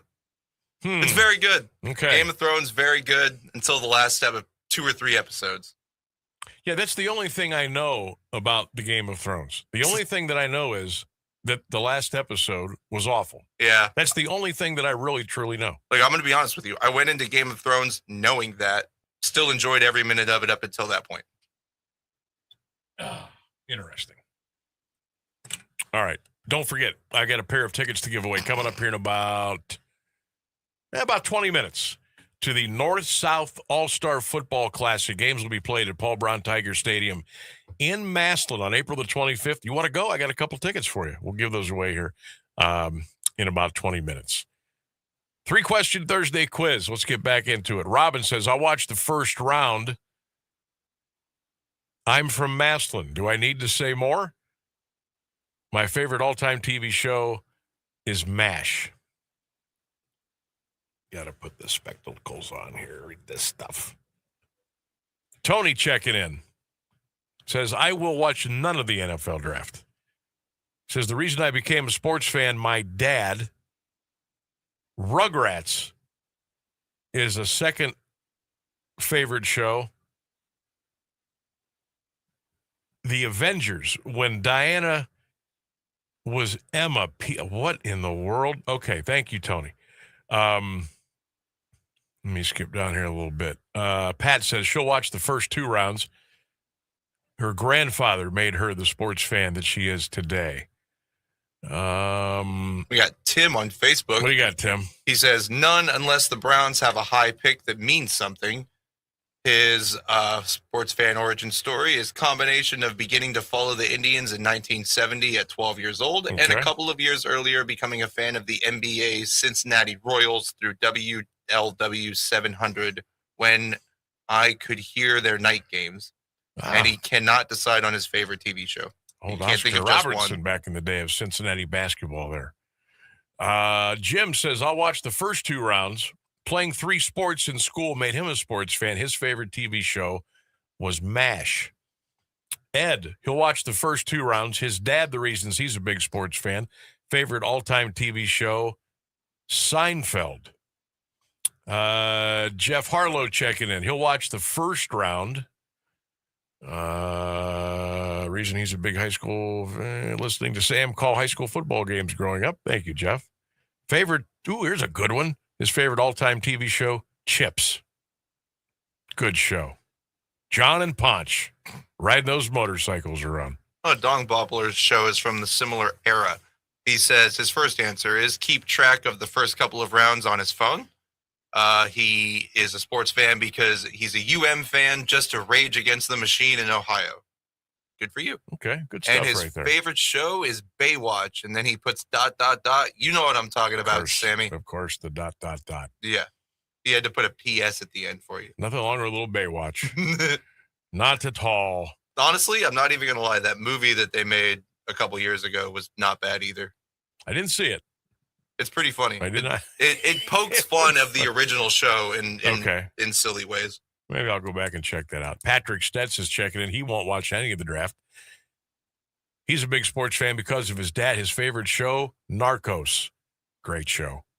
Narcos is a really good show. But it was what I saw of it. Scott checking in. He'll watch most of the draft. His dad was a big football fan, so he is a big fan. His favorite TV show, 24. Oh, yeah, I forgot about 24. That was Kiefer Sutherland, right? Yeah. 24? That was one of those shows that went on a little longer than it probably should have. Yeah. It had a lot of great seasons, though. Bill Perini checking in. He'll watch the first 2 rounds.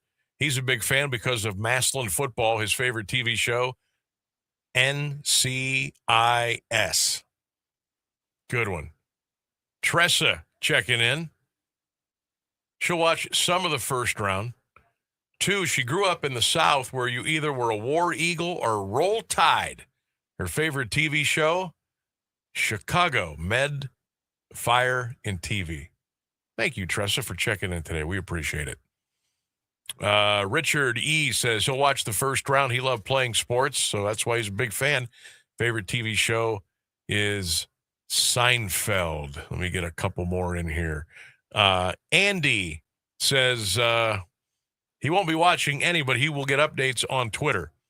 His dad, the reasons he's a big sports fan, his favorite show growing up, or favorite all-time show, Full House. Clint checking in. While he's not holding down the newsroom here, he is very active with our show. Clint, we always appreciate that. Hope you are I cannot wait to hear what Clint's favorite TV show is. I'm excited. I know, me too. I'm gonna build a little drama there. He says he'll watch the first 2 days of the draft. He said he was hooked on sports as soon as he knew what was happening. Clint's all-time favorite, he has 2. First one, How I Met Your Mother. Oh. The second one, Mad Men. Wow. Huh? 2 of my favorite shows. How about that? I love How I Met Your Mother. Sue Manny checking in, holding it down over in A-Town. Sue, hope you're well. She'll watch the first 2 rounds.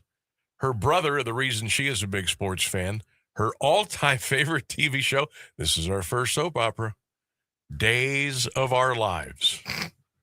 My mom liked that show when I was a kid.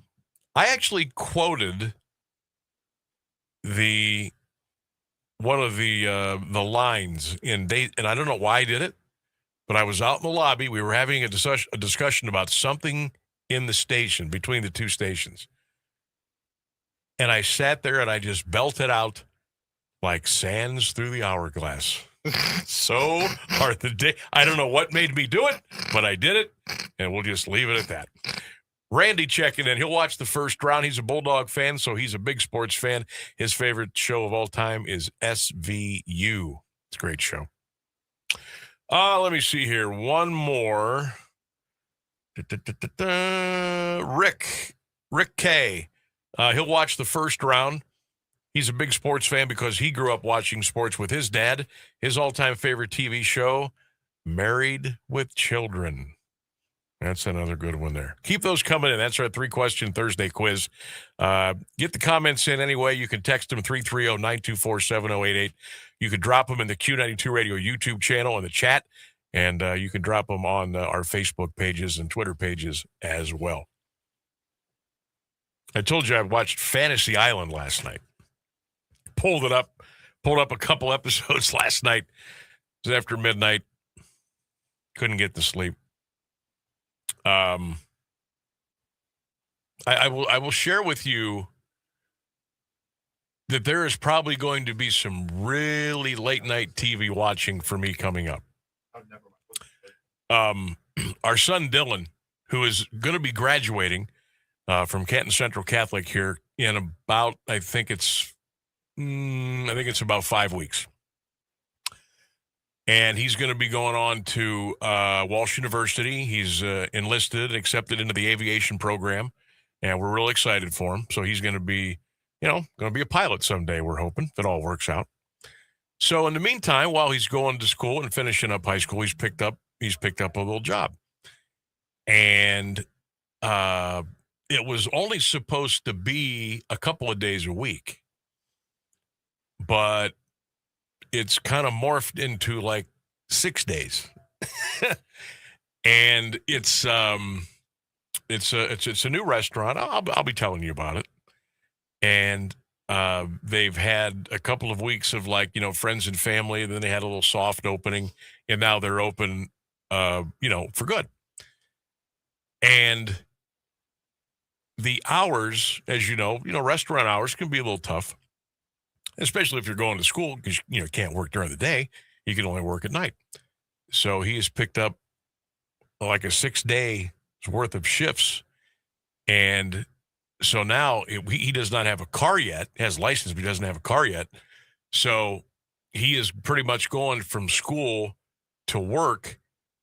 And then it's just all depends on when they stop getting busy for the night that he's able to go. Well, he's doing a real nice job. I've talked to the owner a couple of times. He's doing they really like the work he's doing. And a lot of the servers love he's just working hard. He's just going in there and he's working hard.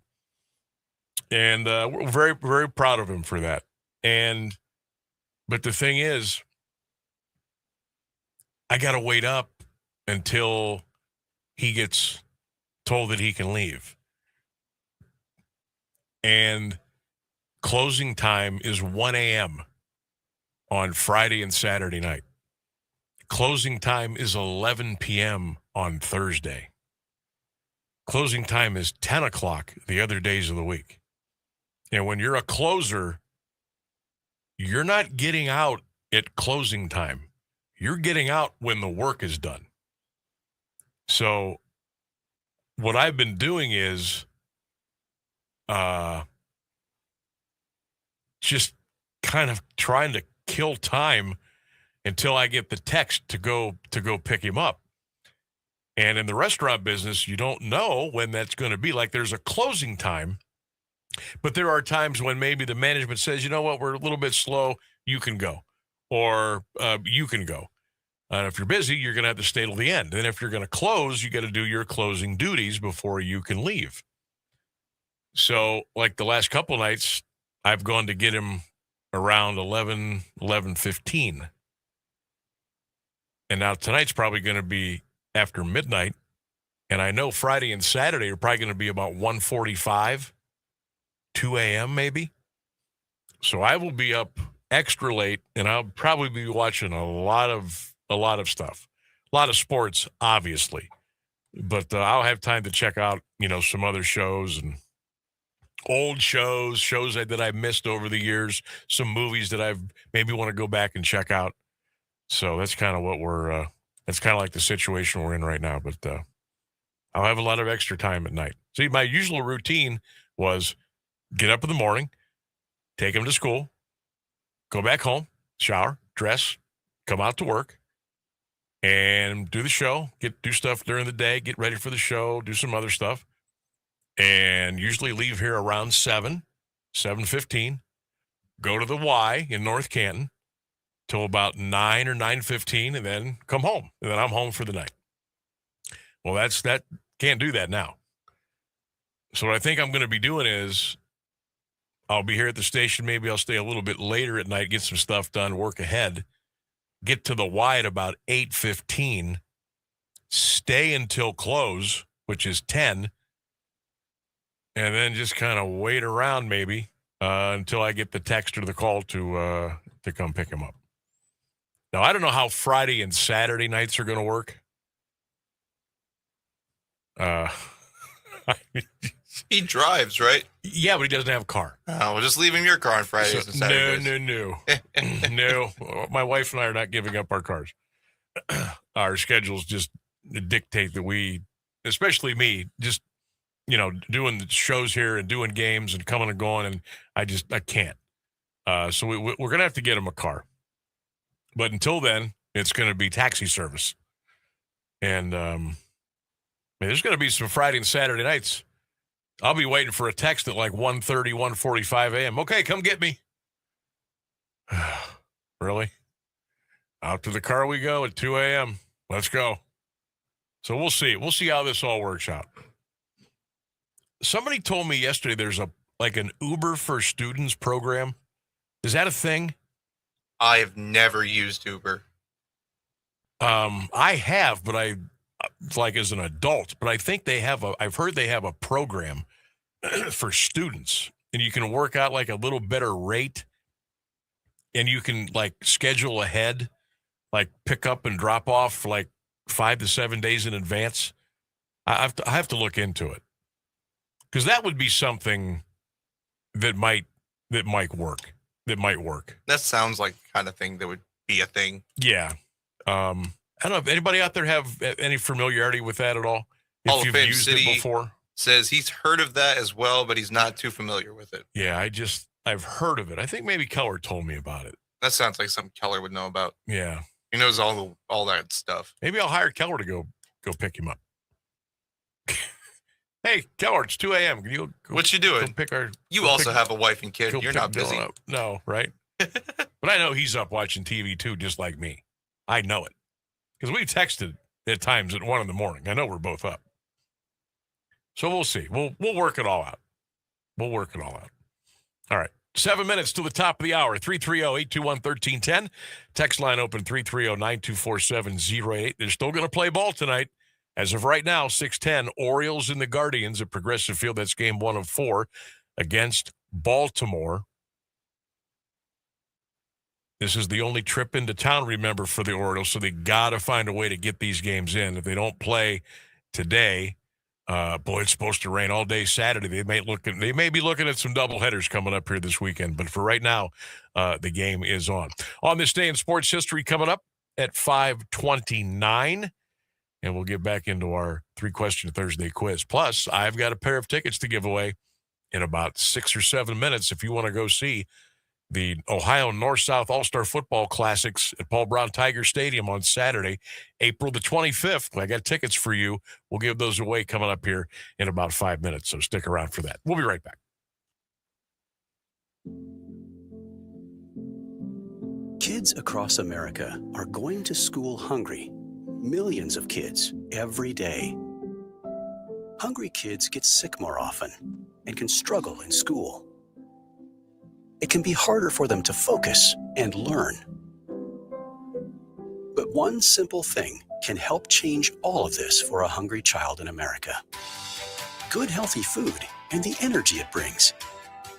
With help from caring people across America, No Kid Hungry is providing healthy meals and hope to hungry kids so they can build better futures.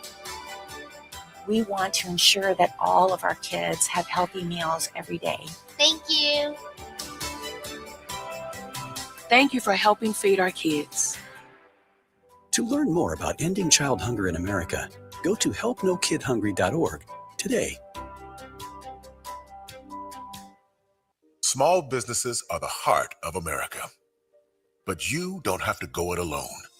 As the nation's largest nonprofit resource of expert business mentoring, SCORE has helped millions of entrepreneurs build their businesses for free. Get the connections, education, and guidance you need with SCORE. We're ready to help. Find a mentor today at score.org. I think we can all agree. Over the last few years, things have gotten weird. Weird, confusing, and at times, pretty scary. And for our kids, these things can be overwhelmingly stressful. And can increase the risk for mental health problems as they grow. But there's so much hope. Scientific research and real-life experience tell us that the number one antidote to stress is authentic, trusted relationships. So that's why I. That's why we. That's why I am committed to building and maintaining a trusted space. For the students I influence every single day. Until schools across the country can proudly call ourselves a trusted space. This is a trusted space. This is a trusted space. This is a trusted space. This is a trusted space. This is a trusted space. Access free films and resources to build trusted spaces in your schools and communities at atrustedspace.org.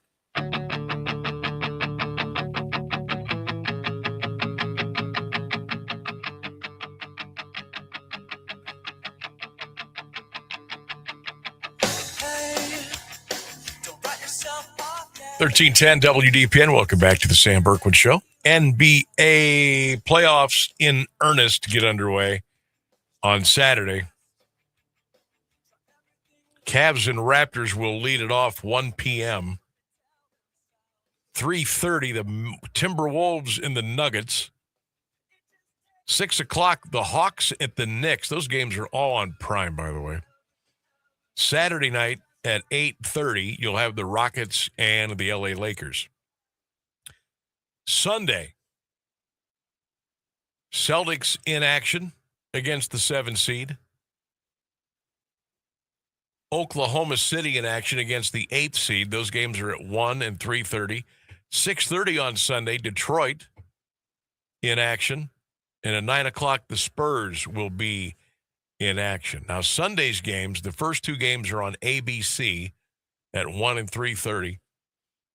And then the night games at 6:30 and 9 will be on NBC and Peacock. You get them on both. But hope you have Prime, or hope you have a way to watch these games, especially coming up. I think we got another playing game to go, and then we got the full NBA schedule coming up here on Saturday. 330-821-1310 is our number, 330-821-1310. Got to shout out my good friends at AWP Safety, proud sponsors of the Sam Bourquin Show, here Monday through Friday on 1310 WDPN. If you're looking to make a little career move, if you know someone who is trying to make a career move, a little change, AWP Safety could be your ticket. Jobs at awpsafety.com. Check them out. Log on right now and check them out. Jobs at awpsafety.com. Our good friends down at Chives say, we have power. That's good. Yeah, Joey called to let us know that he got his power back as well. We were getting reports over on Beach Street that the power was out. Hopefully that's coming back for you. Sounds like the storm knocked out a corner of the grid for a little bit. Sounds like we're probably back up. Good deal. Now, if there's any more Rainer stuff coming through, we'll let you know. Yes, my windows were down during the onslaught, and yes, my inside of the car's soaking wet. But it's air drying as we speak, so everything will be okay. The last I checked, most of the rain was done by 6, at least in Alliance. Good to hear. All right, it's that time. Let's go. 330-821-1310 if you want to win. 330-821-1310. I got another pair of tickets to give away to the North-South Ohio All-Star Football Classic coming up here April the 25th at Paul Brown Tiger Stadium in Massillon. If you want to go, I've got 2 tickets for you. All you got to do is be caller number 1 at 330-821-1310. Caller 1, 330-821-1310. And these North-South football tickets are yours at Paul Brown Tiger Stadium on Saturday, April the 25th. 330-821-1310. Good luck. The news is next. The latest news and the current Alliance area weather forecast are up next on AM 1310, WDPN Alliance. ABC News, I'm Michelle Franzen. The leaders of Israel and Lebanon agreeing to a 10-day ceasefire set to start in less than 2 hours. President Trump called it a win and says he believes the U.S. and Iran are also close to a deal for a permanent ceasefire, claiming Iran is agreeing not to have enriched uranium. We have a statement, very powerful statement, that they will not have, beyond 20 years, that they will not have nuclear weapons. That's beyond. There's no 20-year limit. But Iran is vowing to fight back as the U.S. military expands targeting Iranian oil tankers, not only in the Strait of Hormuz now, but globally. In Minnesota, Hennepin County's prosecutor announced felony assault charges against an ICE agent allegedly involved in a confrontation in February on a highway, claiming that the ICE agent pointed a gun at people in the car. Homeland Security has not commented. And the Artemis II crew celebrating its 10-day mission, taking reporter questions today, and say they've bonded for life after their lunar flyby. This is ABC News. Texting enrolls you in a recurring automated marketing text messages. Consent not required to purchase. Message and data rates may apply. The team's looking good this season. I think so. Man, I miss playing football. Ever since I turned 40, I just can't find that fire I used to have. Think it could be lower testosterone? What do you mean? I was feeling the same way. After 40, the body has less testosterone, and men lose their edge. That's why I take Nugenix Total T2. That's the testosterone booster, right? Yes, but Total T2 is their brand new formula that skyrockets nitric oxide levels in as little as 3 hours. Since I started taking it, I've been lifting like when we played for Coach Carter. My energy is way up, and it even spiced up things between me and the missus. Are they still giving out complimentary bottles? Yep, just send a text. Text SPARK to 215-215 for your complimentary bottle of Nugenix Total T2, the next generation testosterone booster. Text now and we'll include a bottle of Nugenix Thermo X, our newest, most powerful fat burner ever, absolutely free. Text SPARK to 215-215. That's SPARK to 215-215. These statements have not been evaluated by the FDA. This product is not intended to Now, the latest Alliance area news from Clint Marshall on AM 1310 WDPN. Good afternoon. It's 5:02. A woman found dead near Nimishillen Creek in Canton has been identified. Police say 46-year-old Charisse Otis of Canton was discovered around 2:45 Tuesday afternoon in the 1600 block of 3rd Street Southeast. Her body was found wrapped in blankets and secured with ratchet straps. She was taken to the Stark County Coroner's Office with an autopsy scheduled in Cuyahoga County. Canton police say the investigation is ongoing and anyone with information is urged to call. A proposed data center in Perry Township is drawing renewed attention and concern from residents. During a public open house Wednesday, Stark County Commissioner Richard Regula and Canton Mayor Bill Scheer confirmed Amazon as the company behind the project, even though Panettone Development has not formally named its client. The repository reports some residents protested the project, citing concerns about noise, electric rates, and property values. The 240-megawatt facility is planned for Faircrest Street Southwest and Crop Avenue, with completion slated for 2027. Officials say it could become the largest taxpayer in the county. Chronic staff shortages are raising safety concerns at a state youth prison in Massillon. A new inspection by the Ohio Attorney General's office found workers at the Indian River Juvenile Correctional Facility sometimes conducted required welfare checks by camera instead of in person. The facility has stopped accepting new inmates as the facility remains under scrutiny. The report also cites high vacancy rates and extensive use of solitary confinement. Canton police say an incident involving a chase and gunshots has resulted in multiple charges against a local man. 29-year-old Ollie Dukes of Canton is accused of firing shots at a man Wednesday and fleeing on a motorcycle while being pursued by officers. He also is accused of following the victim's girlfriend, attempting to strike her vehicle, slashing a tire, and hiding a knife in the motorcycle believed to have been used. Dukes was arrested and faces charges including felonious assault, failure to comply, and carrying a concealed weapon. He is prohibited from having a firearm due to a 2019 resisting arrest conviction. Dukes and the woman share 2 children. The investigation of a Canton shooting resulting from a domestic dispute yields an arrest. Police allege 24-year-old Bradley Walden of Canton shot at the mother of his child Wednesday. He lives in the 2700 block of Harrison Avenue Northwest. Walden allegedly opened fire in a hallway of his apartment building with at least one shot striking another unit. According to court records, he also was found in a vehicle with a loaded gun and marijuana. Walden is prohibited from having a firearm due to a prior domestic violence conviction. He faces charges including felonious assault, domestic violence, and child endangering.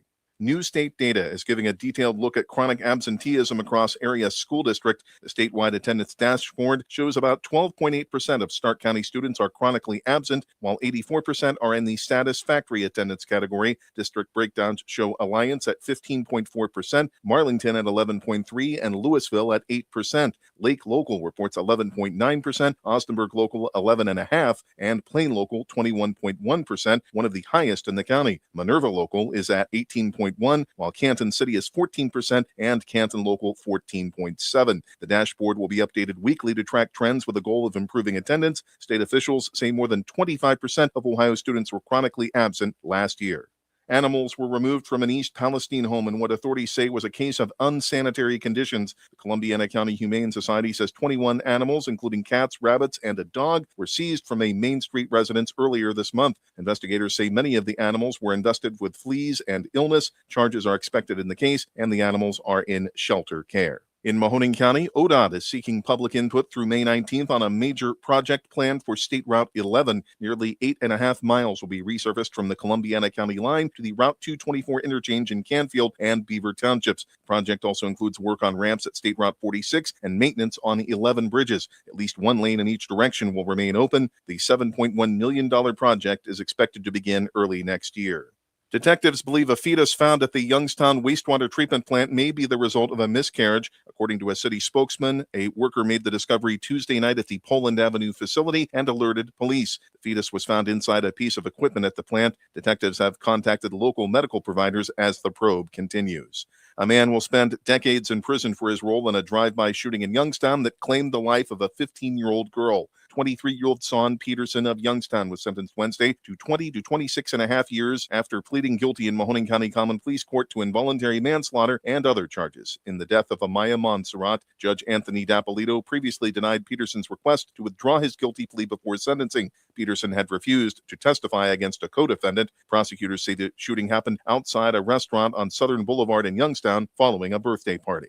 Court records show bond has been increased for a man accused in a shooting outside an Austintown fast food restaurant. 36-year-old Certain Elman of Dallas, Texas, now has bond set at $75,000, up from $40,000 in connection with an April 7th shooting near a Chick-fil-A on Mahoning Avenue. He is charged with felonious assault after authorities say a man was shot and suffered critical injuries. A forensic examination has also been ordered in the case. Pennsylvania State Police say 3 people were killed in an early morning house fire in Mercer County. The blaze occurred on Walnut Street in Sandy Lake Township. 2 adults were able to escape, but 2 juveniles and 1 adult did not survive. WFMJ-TV reports the cause of the fire is under investigation, but foul play is not suspected. Troopers also say multiple pets were killed. A Warren man will not be classified as a sex offender after pleading guilty in a child exploitation case. The Trumbull County Prosecutor's Office says 51-year-old Timmy Hayes admitted to 4 felony counts of disseminating matter harmful to juveniles. He will be sentenced after a pre-sentence investigation. Hayes was originally charged following a Warren police investigation in August 2024. The case stems from allegations involving child sexual abuse material. A proposed $33 million manufacturing project could bring new jobs to Warren after Trumbull County Commissioners approved a 10-year, 75% tax abatement Wednesday. WKBN-TV reports Everest Aluminum plans to build a 152,000-square-foot aluminum facility on the site of the former Western Reserve High School. Officials say the project could create about 70 jobs. City Council approved the tax incentive last month. The Ohio Supreme Court took its work on the road Wednesday, holding oral arguments in 3 cases in Carroll County. Justices heard cases at Carrollton High School as part of a statewide outreach program aimed at teaching students how the court system works. Students from Carrollton, Conotton Valley, Malvern, and Minerva attended the session, which officials say is designed to encourage interest in law and government careers. It's 72 degrees on Alliance at 5:09. This is the local edition of WDPN News. I'm Jeff Mears. Now, the Alliance Area Weather Forecast from Mark Johnson on AM 1310 WDPN. Staying warm and muggy for your Thursday, 76 degrees for the high, partly sunny, widely scattered showers and maybe a stronger thunderstorm or 2. Overnight, more scattered showers and stronger thunderstorms, mainly before midnight with a low in the middle 50s. From the 3 News Weather Center, I'm Mark Johnson. Live from the AM 1310 WDPN studio, it's time for live and local sports talk. It's the Sam Bourquin Show. I'm ready. Give the show a call at 330-821-1310. Good call, meatball! Watch the Sam Bourquin Show on the AM 1310 Facebook page, the Q92 YouTube page, and on X. This is the Sam Bourquin Show on AM 1310 WDPN. Runners go again. Line into left center field. It's a base hit. That'll tie the score. Wells rounding third. They're sending him home. Here he comes. Here's the throw. He's safe. And the Yankees walk it off. Payoff. It's in the air. Deep center field. Crushed off the top of the batter's eye.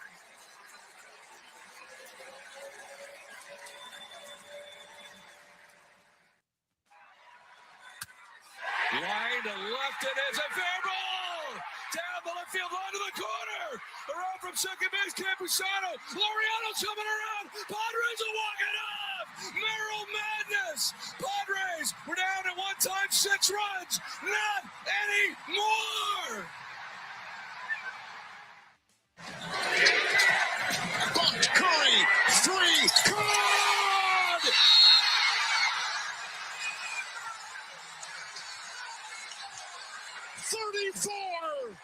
34 for Curry. NBA hoops last night, pretty good stuff. Golden State taking care of their business as they knocked off the Clippers in L.A., had to come from behind. Matter of fact, 126-121 the final last night. I believe, I'm trying to do this off memory, I think Golden State outscored the Clippers by like 10 or 12 in the fourth quarter last night to come back for the win. Steph Curry had 34 last night. Wow. Other playing games, Sixers beat the Magic 109-97. Baseball scores right now. Tigers lead the Royals 6-5, top of the 7th inning. Dylan Dingler, another home run today for Detroit. Go get him. Speaking of home runs, Mike Trout Another home run today. Angels are clobbering the Yankees 11-8 in the top of the ninth. Love to see that. Bottom 7, Rays and White Sox 2-2 in Chicago. Bottom 5 in Sacramento, Rangers lead the A's 2-0. Games that have gone final today. Blue Jays continue to struggle. Brewers 2, Toronto 1. San Francisco shut out Cincinnati 3-0. I understand there was a little scuffle when that game ended today down in Cincinnati. The benches cleared, bullpens came out, but I don't think anything crazy. Giants win 3-0. Final in 10, the Pirates blew one to the Nationals today. Washington 8 and Pittsburgh 7. Now, the Guardians and the Orioles are still scheduled to play at 6:10 tonight up at Progressive Field, and Parker Messick on the bump tonight for Cleveland. Our 3-question Thursday quiz. Having a lot of fun with that today. Question number 1, how much of the NFL draft do you plan on watching next weekend? Question number 2, what made you the sports fan that you are today? How'd you become the big sports fan that you are? Question number 3, what's your all-time favorite TV show? What's your all-time favorite TV show? 330-821-1310. Text line is open, 330-924-7088. And, of course, you can get in right now on the Q92 Radio YouTube channel. If you're there, make sure you hit that subscribe button. We'd appreciate it.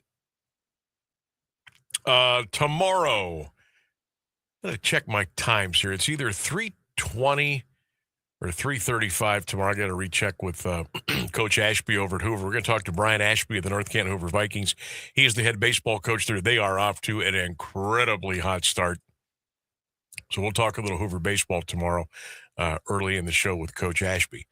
Also going to reach out and see if we can talk a little Browns draft tomorrow. Get a guest on to kind of look at that as we roll into the weekend. Don't forget Mount Union and Heidelberg. They're going to play a doubleheader tomorrow here at Mount for college baseball. They were supposed to play a doubleheader Saturday. Weather doesn't look good at all, so they've moved the games up. Doubleheader tomorrow beginning at 1 o'clock over at Rayfeld Rogers Field at Mount Union. Purple Raiders, by the way, 24-6 on the year. They are ranked number 10 in the country.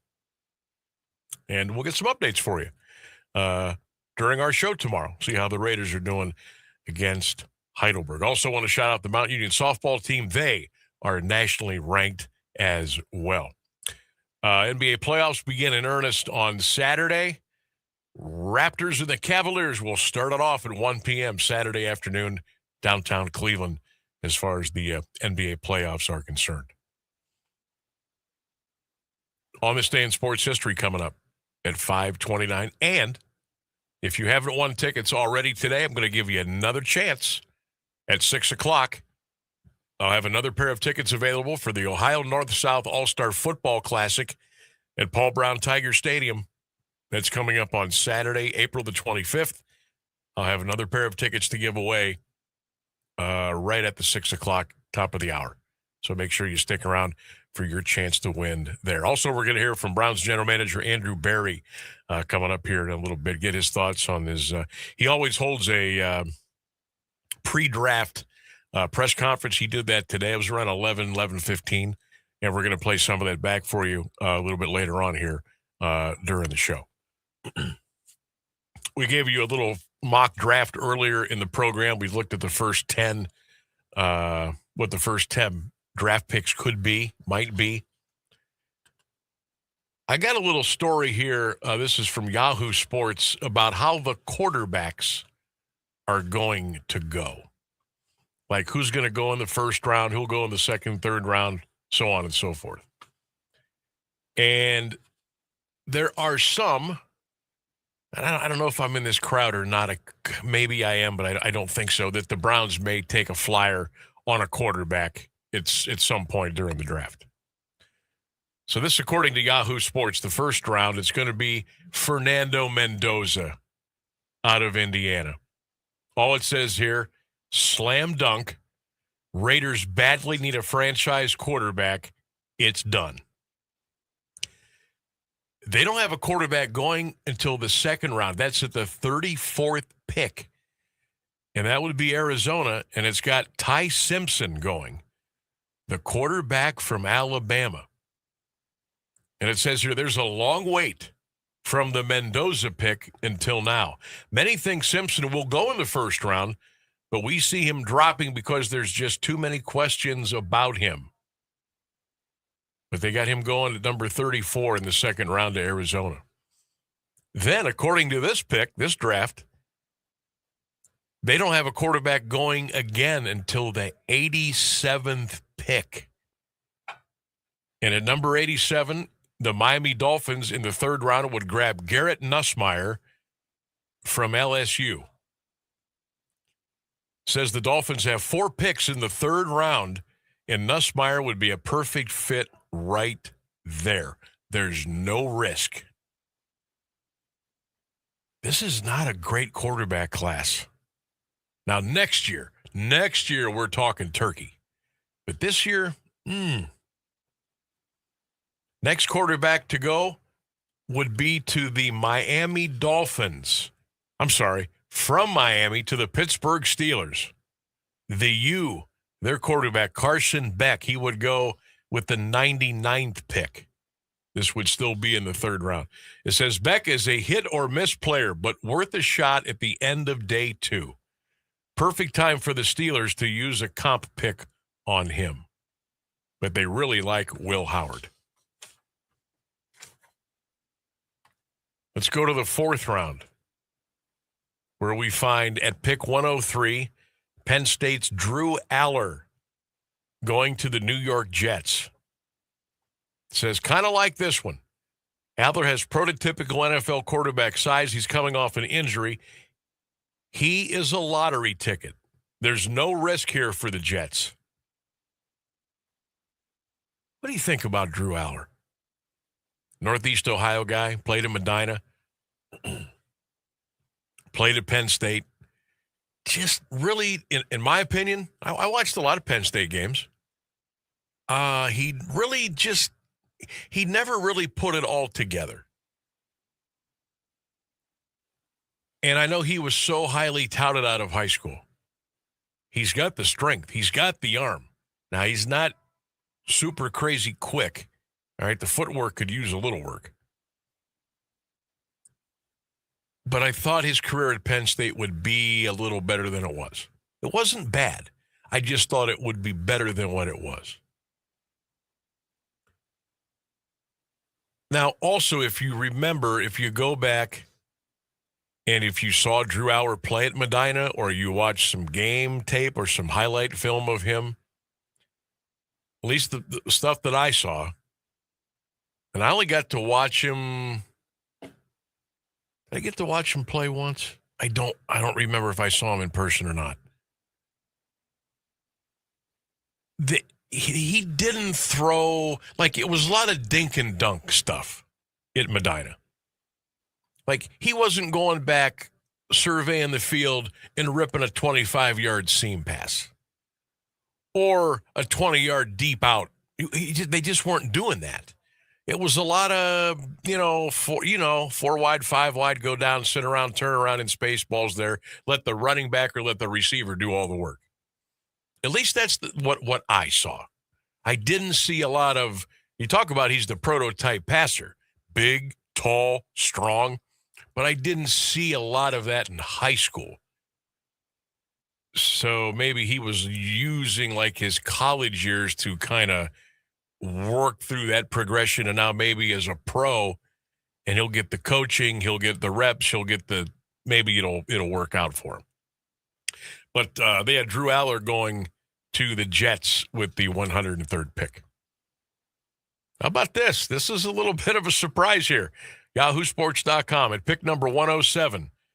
Cole Payton from North Dakota State going to the Cleveland Browns. It says another year, another drafted QB for the Brownies. Why not? No. They don't have any answers in the small school. Peyton has some skills. Don't rush him to the field, and it just might pay off.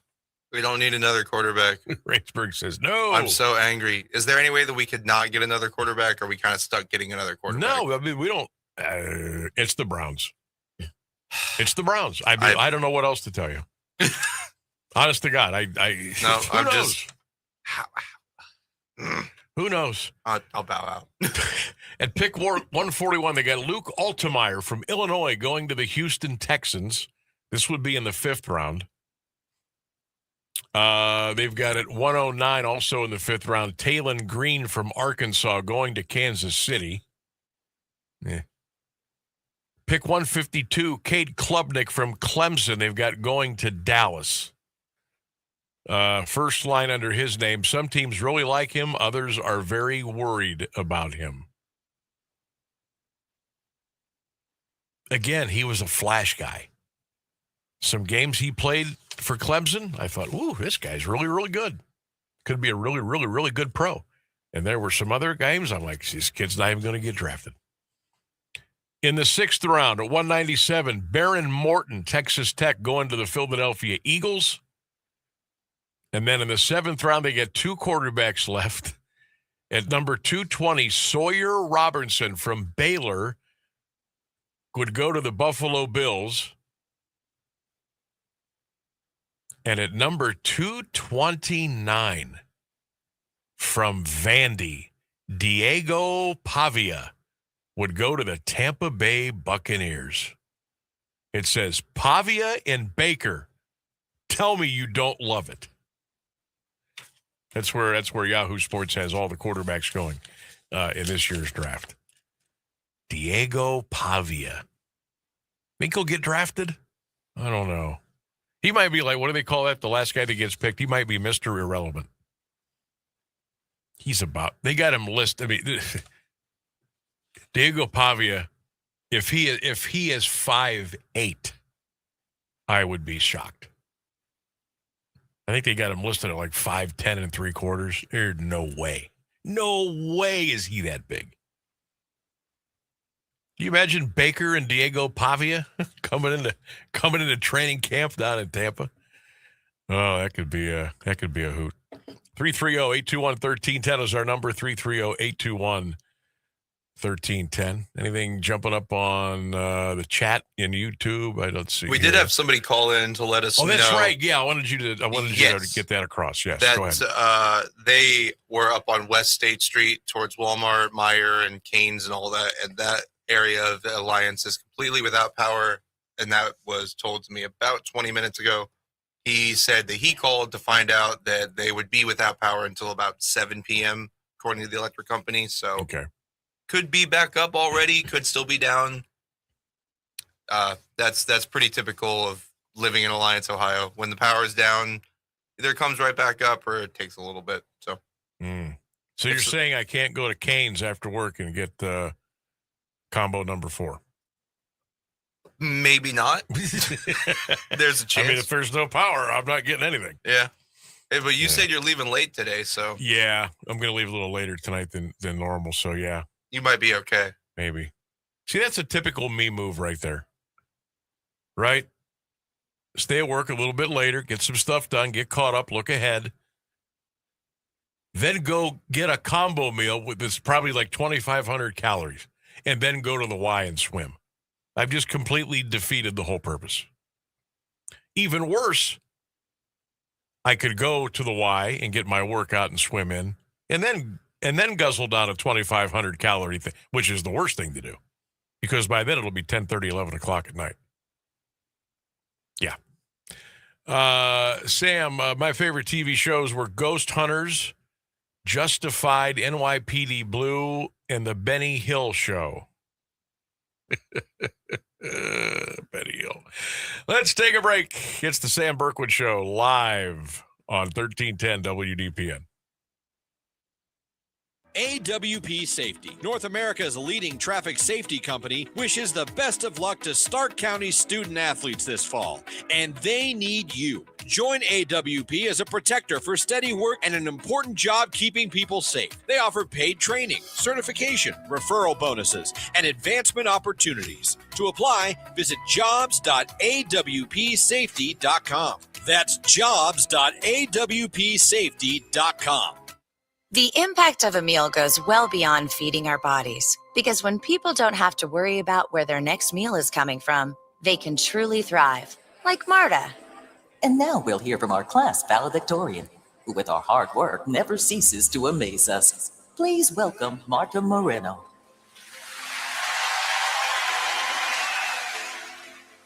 And Alex. Hey, Alex, how did the interview go? I did it! I got the job! I can't believe it! I knew it. Let's meet up later to celebrate. And Diego. Mom!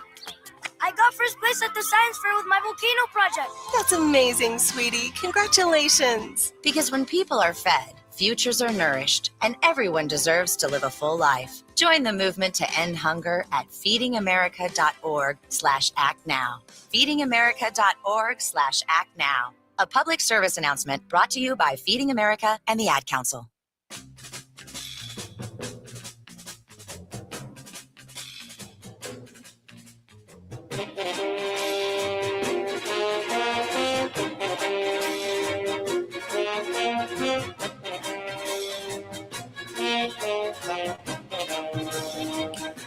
We are back on the Sam Bourquin Show. It is time for On This Day in Sports History. You know it, you love it, you enjoy it. We do it Monday through Friday at 5:29 here on the program.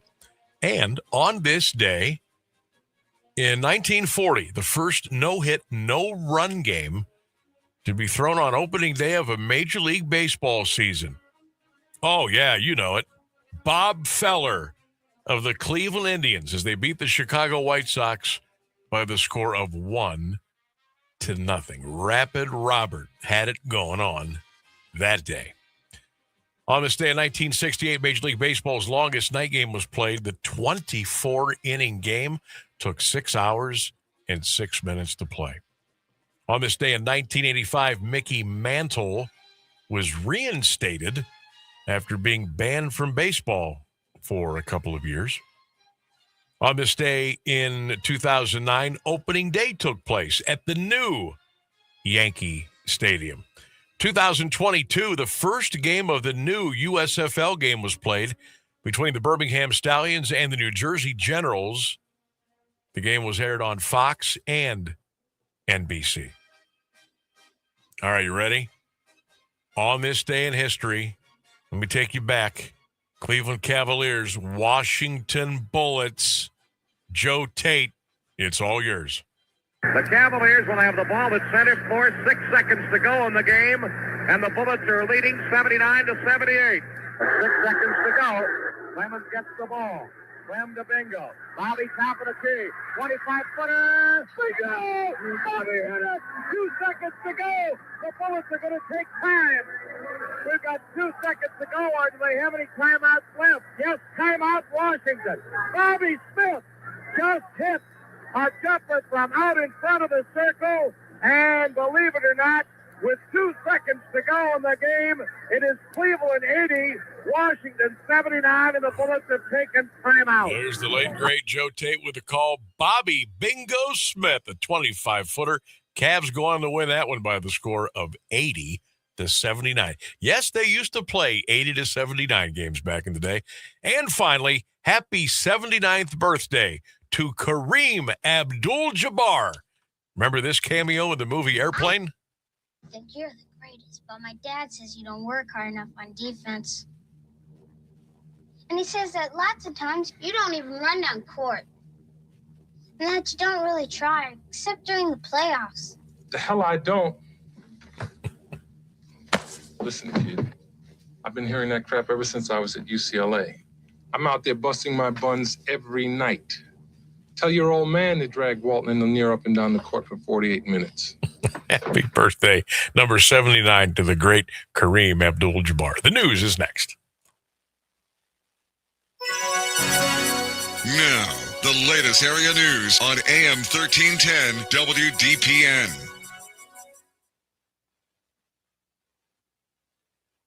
Good afternoon. It's 5:30. The U.S. military says the blockade of ships utilizing Iranian ports in the Strait of Hormuz is working and that more than a dozen ships turned around and found alternate routes since it was enacted. Pentagon officials also say the ceasefire is appearing to hold, but that the U.S. military is ready to strike again if there are violations. According to Iranian state television, Iran's military says despite the assertions from the U.S. military, its navy is still intact and drone production has rapidly increased. Admiral Brad Cooper, head of U.S. Central Command, says the military is using the 2-week ceasefire period to regroup. They're focused, they're vigilant, and they're ready.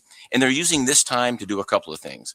We're rearming, we're retooling, and we're adjusting our tactics, techniques, and procedures. There's no military in the world that adjusts like we do, and that's exactly what we're doing right now during the ceasefire. Pakistan's army chief is meeting Iranian officials in Tehran today to try to extend a ceasefire in the Middle East. The deal paused nearly 7 weeks of war involving Israel, the U.S., and Iran. Conflict has killed thousands and disrupted global oil markets. The meeting comes as President Trump announced that leaders of Israel and Lebanon might speak later on today to discuss halting their fighting. However, neither government has confirmed this. Hezbollah and Israel continued cross-border attacks. Fewer Americans filed for state unemployment benefits last week than the week before. ABC's Jim Ryan has the latest figures from the Labor Department. Weekly jobless filings are considered a reflection of layoff activity and therefore stability in the employment market.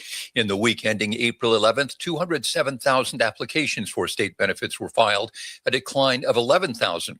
Last week's figure came in considerably higher than analysts were anticipating. Pope Leo XIV has condemned the handful of tyrants exploiting earth through war and greed. He delivered a peace message in Cameroon amid a long-standing separatist conflict. Cameroonians celebrated his visit, hoping it will draw global attention to the violence affecting the region. Leo led a peace meeting with religious leaders, emphasizing the importance of interfaith efforts to end the conflict. He warned against using religion for military and economic gain, calling for a shift away from exploitation. The conflict has deep colonial roots, with thousands killed and displaced. Despite a temporary pause in fighting, peace talks remain stalled. It's 71 degrees on Alliance at 5:32. This is WDPN News. I'm Jeff Mears. Here's Mark Johnson's forecast on AM 1310 WDPN. I'm loving this warm weather. Hopefully you are too. 76 degrees for your Thursday afternoon high. Some widely scattered showers and maybe a strong thunderstorm or two as well. Overnight, more scattered showers and stronger thunderstorms, most of them before midnight with a low of 56. I am Mark J. Weather from 3 News.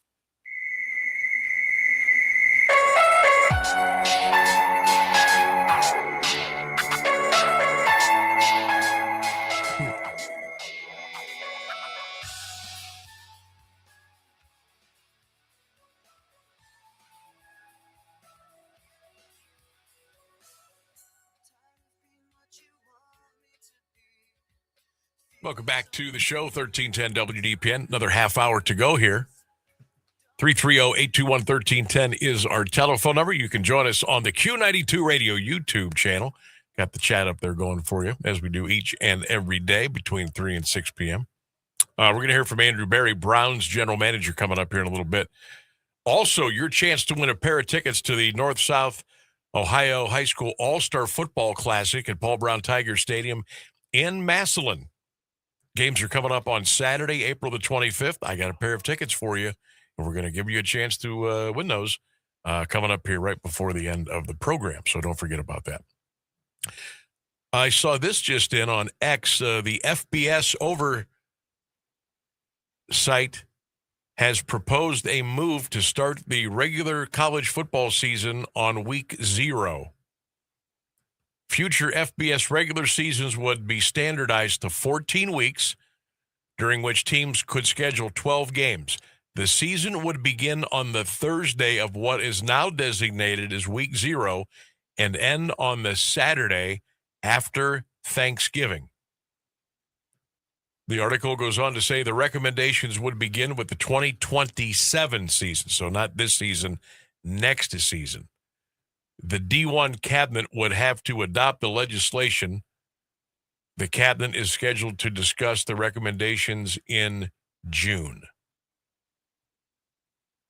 I kind of like the idea of the regular season ending the Saturday of Thanksgiving, the Saturday after Thanksgiving. I think that's a it's a good date for the regular season to end. I don't think we need to play other regular season games after that Saturday. Now, Army-Navy, that is a standalone. And if they continue to shove these conference championship games down our throat, that's a whole nother deal. Now, I don't know if I'm a huge, look,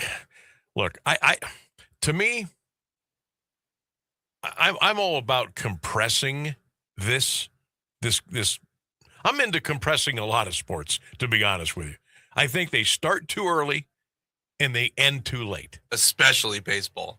Okay? Baseball's insane. I mean, you got baseball starting at the end of March and it goes through September. Okay? Then the playoffs start. College football, to me, should never start until September. Ever. It should never start till September. Now I'm thinking that these games are going to be starting the second week of August. I just think that's too early. That's just me. I know some of you love it. I think it's too early. But if they insist on jamming these conference championship games in and lengthening out things and giving teams 2 bye weeks, then they're going to start these games in the second week of August when it's 150 degrees. I just don't think that's a good idea, but that's probably where we're headed here. It's probably where we're headed. Same with the high school football. I've been clamoring about this for years. High school football games should never start until September. Ever. There's been a couple years where they've started on like the 16th or 17th of August. Ridiculous. But because the OHSA wants to stretch it all the way out to the first week of December with all the added playoff teams, and now they're going to throw a buy-in again for the football. High school football shouldn't start until September, period. School shouldn't start until September, period. I know. I'm old. Got a friend from yours from Akron on the phone right now. I wanted to talk to you. Jimmy in Akron, you're on the Sam Bourquin Show, 1310 WDPN. What's up, Jimmy? Hey, what's going on, Sam? How are you? You know what? You're so spot on with that, because when there again, like you say, I'm old too. So you get to where I can remember when school started, you went for about 3 or 4 days in September. Then you had the Monday after Labor Day or Labor Day Monday off. Then after that, you didn't get any days off till Thanksgiving and Christmas. And then tie that in with high school football, because school starts so much earlier now, they get them started earlier, because you didn't start, like I say, school didn't start till September. So then you got started into, the high school games, usually the first, maybe second week of September, but they didn't play like 3-4 games in August. And that's not even counting, like you say, the college games and all that you get so much with, the carryover starting in August, and then, week 0 and week this and that and the other. And it's also motivated by television and money, and I understand that. Sure. That's the root of all of it. Bottom line, yeah, because and then you, like you say, you start throwing all the other stuff, between bowl games and playoff games and bye week for this and bye week for that and all the conference championship games and stuff. You get to where it's just, and I mean, I enjoy sports as much as anybody, but it's too much.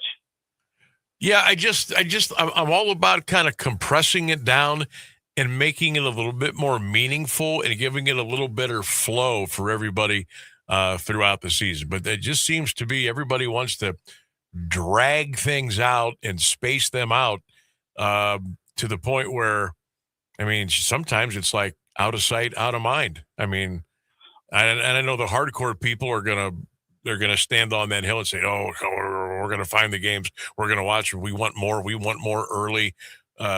This, that, and the other." But I mean, here, look, just a real quick example: the first round of the NBA playoffs.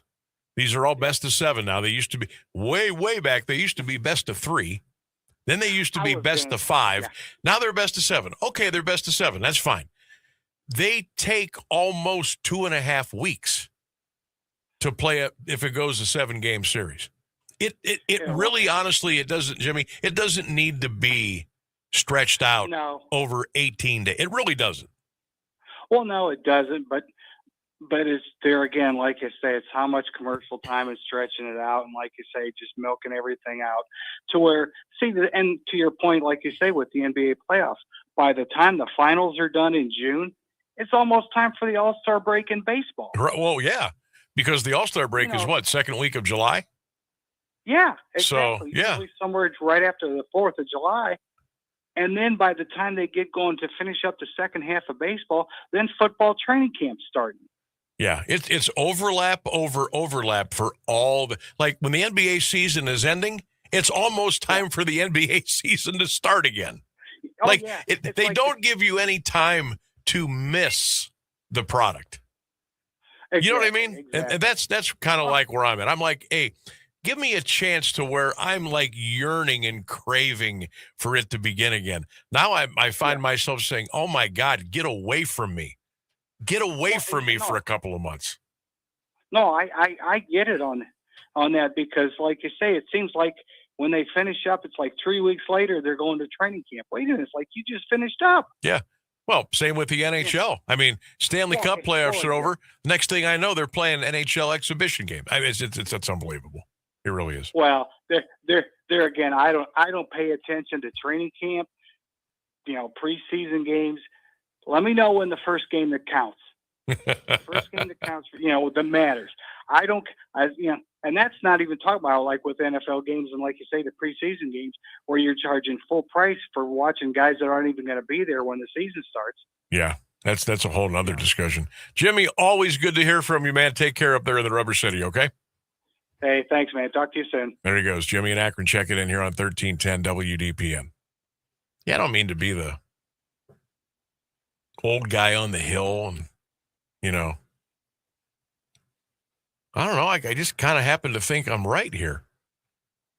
I don't know why we have to stretch things out so long. I mean, does anybody actually like just lose a little bit of interest because things are they take so long. Things are stretched out so long. That's why I love March Madness in the college basketball tournament. Right? We go 68, 64, 32, 16, 8-2, boom, done. 2.5 weeks, the whole thing's over. For God's sake, the NBA takes 2.5 weeks to play a first-round series. And then they take a couple more days off. And then you start up again, and then and I get it, TV's wagging the dog. They pay all the billions. I get it. I understand it. It doesn't mean I have to like it, but I understand it. But I just believe we need to compress. Keep the rhythm, keep the enthusiasm, keep the excitement going. Don't give it a chance to die down. That's just me. 5:45 is our time here on AM 1310 WDPN, the Sam Bourquin Show. Tell you what we're going to do. We'll take a break. We'll come back. We'll jump a little bit back into the 3-question Thursday quiz that we'll hear from Browns general manager Andrew Berry. That's all coming up. Do you have trouble getting in and out of the bathtub? Are you afraid you'll slip and fall entering or exiting a tub? Safe Step walk-in tubs can transform your bathtub from an area of concern to a calming refuge. Call them today at 1-800-498-2098 and save $1,600. Safe Step walk-in tubs and showers are proudly made in Tennessee and offer an ultra-low step-in, avoiding that difficult climb over a traditional bathtub wall. They also offer a variety of therapeutic benefits that may help soothe your aching muscles and joints, increasing your mobility, boosting your energy, and improving your sleep. Safe Step walk-in tubs are designed to easily fit your existing tub space and are often installed in as little as one day. Just dial 1-800-498-2098 today to save $1,600 and receive a free shower package. That's 1-800-498-2098 for a free no-obligation consultation and to save $1,600. Safe Step walk-in tubs. Safety never felt so good. How's Tommy doing now? Much better. You said it was asthma? Yeah, he started with this cough and then he was wheezing. That's terrifying. Doctor said hidden triggers can make it worse. Things like dust, mold, and even pests. Pests? Yeah, droppings and allergens from cockroaches and rodents can seriously impact children with asthma or allergies. I had no idea. We're making sure our home stays pest-free. Don't let pests put your family's health at risk. Visit pestworld.org to learn more. A public service message from the National Pest Management Association. I'm Angela Bassett. As a first responder on screen, I know what it means to act fast in an emergency. In real life, the same urgency can save lives, especially when it comes to a food allergy. For 33 million Americans, one bite can turn an ordinary meal into a life-threatening reaction. And too often, they don't have the one thing that could save them: epinephrine. But emergencies don't wait. And when a severe reaction happens, being prepared makes all the difference. Now, there's a needle-free option, a new way to carry epinephrine that makes it easier than ever to be ready. No needles, no hesitation. Because when the unexpected happens, the best thing you can do is be ready. Know the risk, know the options. Be ready to act.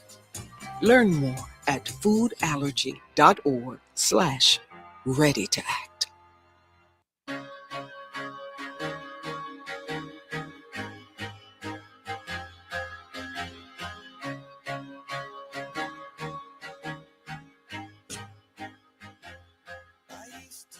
Okay, about 12 minutes before we wrap things up. Oh, it is pouring down rain again here in Alliance. Not quite the crazy storm we had earlier, but it's coming down. Oh, my poor car. 330-821-1310, 330-821-1310. Three-question Thursday quiz if you want to get in here again. Number one, how much of the NFL draft are you going to watch?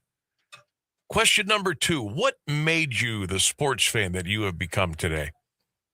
And question number three, what is your all-time favorite TV show? You can also drop your comments on all of our 1310 WDPN social media platforms, and you can check me out too at the Sam Bourquin Show page on Facebook, and always the Q92 Radio YouTube channel. And if you come over there, hang out with us a little bit, make sure you hit that subscribe button. That would be awesome. Rainsburg, have you come up with did I ask you your all-time favorite TV show yet? Yeah. Can we do that? Yeah, mine was Scrubs. That's right. We did. I think I'm gonna stick with that because I was gonna change it. I was gonna think about it a little more and try to find a better answer, but Dong Bobbler saying that was a stupid choice has made me plant my feet and realize that it is absolutely my favorite show of all time. Not the best show ever made. Don't get me wrong. Yeah, there's a difference. Don't get it twisted. It's not the greatest show ever made, but it's my favorite. Yeah. I'm going to stand by that, Dong Bobbler. Someday we will do the what is the all-time best TV show. Today was what's your favorite. There's a big difference between your favorite and the best. And obviously the best is opinionated too. Exactly. But you could have a little, maybe a little different discussion there. But I was talking about, I watched a couple episodes of Fantasy Island last night with, Mr. Rourke and Tattoo, and that was fun. I can't believe nobody said Breaking Bad all day. Yeah, nobody said Breaking Bad. Nobody said Breaking Bad. Got a couple Better Call Sauls. Oh, really? Interesting. Yeah, got a couple of those. I also jotted down some of my favorite shows of over the years. I'm a big fan of the show The Rookie. Nathan Fillion. 8 or 9 years now. I think the season just wrapped up. I got to go back and watch a couple. I really love that show. Coach with Craig T. Nelson, way back. I love watching that. Big 2.5 Men fan. The Middle, love that show. Vegas with what's his name? Oh, yeah. He played in Misery. James Caan. Yeah. Love that show, Vegas. Vegas was good. A lot of Really people didn't good. watch it. I know. I It was was a cool surprised. show. I really enjoyed it. Hey man, don't pull my man card, but back when I was in high school, Beverly Hills 90210 and Melrose Place. I watched those religiously when I was in high school.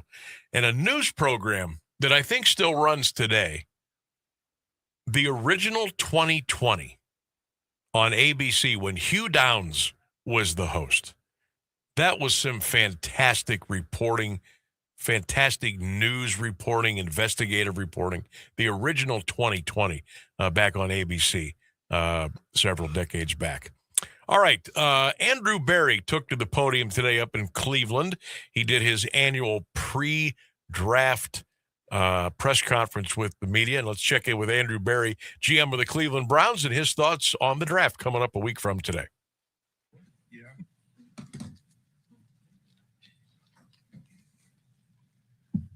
Are we ready to get going? All right. So it's next week's an exciting week for the organization. It starts with what we've got going on in the building. Obviously, we've had 2 weeks with our guys back in Berea. And, next week I was thinking about it. It's pretty cool. We get to see, real football, on the grass. And like thinking back to 2020, the last time we had a new head coach, forgot, just got wiped out because of COVID. So this is, pretty cool. And so that transitions right into draft weekend, where we have a great opportunity to add a number of young players to the roster. It's the culmination of 13, 14 long months of hard work.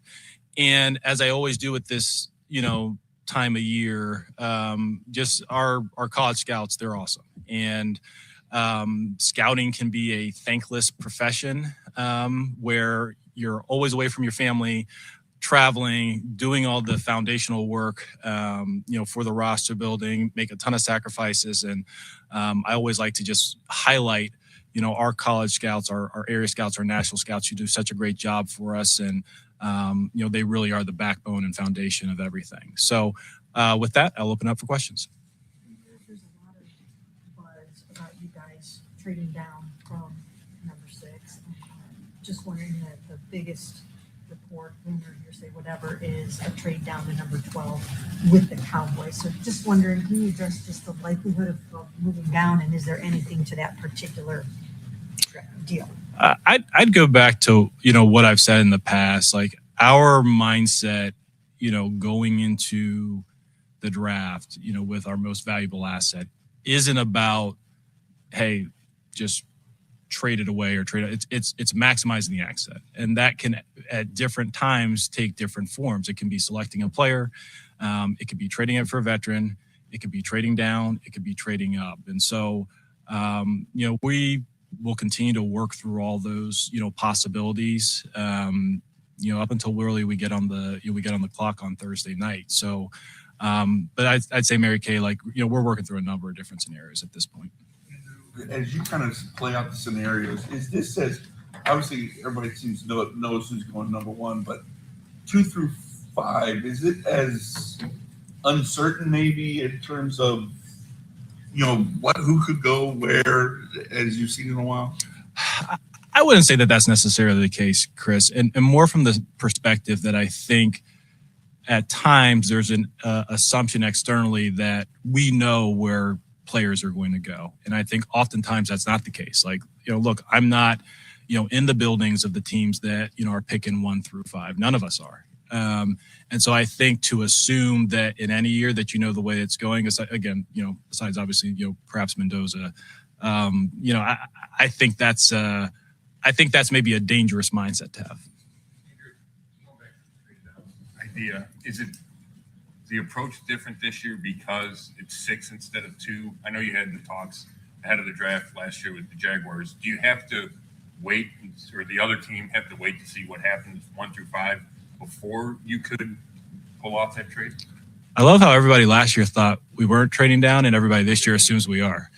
I'd say this: so every year is unique because the players change, your pick location change, demand may change. So I said the general answer to your question is yes, the dynamics are different. But even if we were picking 2 again this year, I'd give you the same answer. Yeah. Had that mentality of maybe not being married to a position in the draft. How maybe do these early first round picks and the draft capital that you have shifted at all? Is it still the mindset of best player available, or knowing that you have needs in areas, does it kind of change the focus? It doesn't change the focus, Kim, because every team has needs. And, like last year at this point, I wouldn't have assumed that our first 2 picks would have been a 3 technique and an off the ball linebacker. And the good thing is, like I say this every year, every draft class has good players. And the first order of business is to get players that you think have the potential to be a quality starter or a difference maker, particularly when you're picking high.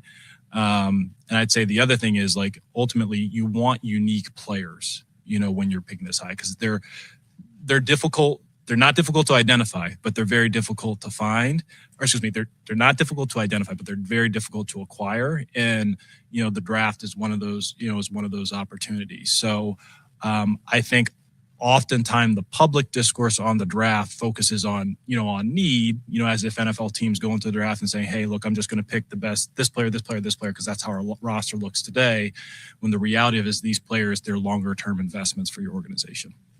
What about a player like Jeremiah Love, who just seems so unique in his playmaking ability and can do so many different things? What's it like to evaluate a prospect like him? Yeah, he's special. I think, if you look, Ashley, you think about, some of the, let's say, dual threat backs that the league has had. Obviously, Christian McCaffrey may be the poster child for that. Jahmyr Gibbs may be, kind of the next generation of that. Jeremiah certainly has a lot of those, abilities and capabilities. He's a very dynamic prospect. There is Andrew Berry, the general manager of the Cleveland Browns. Just a little snippet or two from his pre-draft press conference early this morning, I should say, up in Cleveland. Quick baseball scores. Royals lead the Tigers 9-7, bottom of the 9th. A's over the Rangers 6-5 in the bottom of the 8th. Still on for 6-10 tonight. I hope they get it in. The Guardians and the Orioles at Progressive Field. Parker Messick will get the call tonight for the Guardians. Also, quick college basketball note.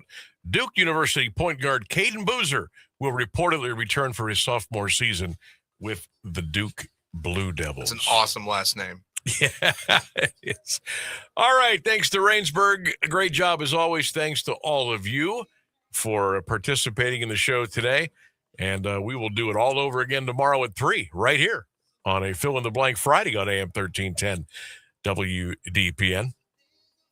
In the meantime, I've got a set of tickets for April the 25th, Saturday, the Ohio North-South All-Star Football Classic at Paul Brown Tiger Stadium in Massillon. Would you like to go?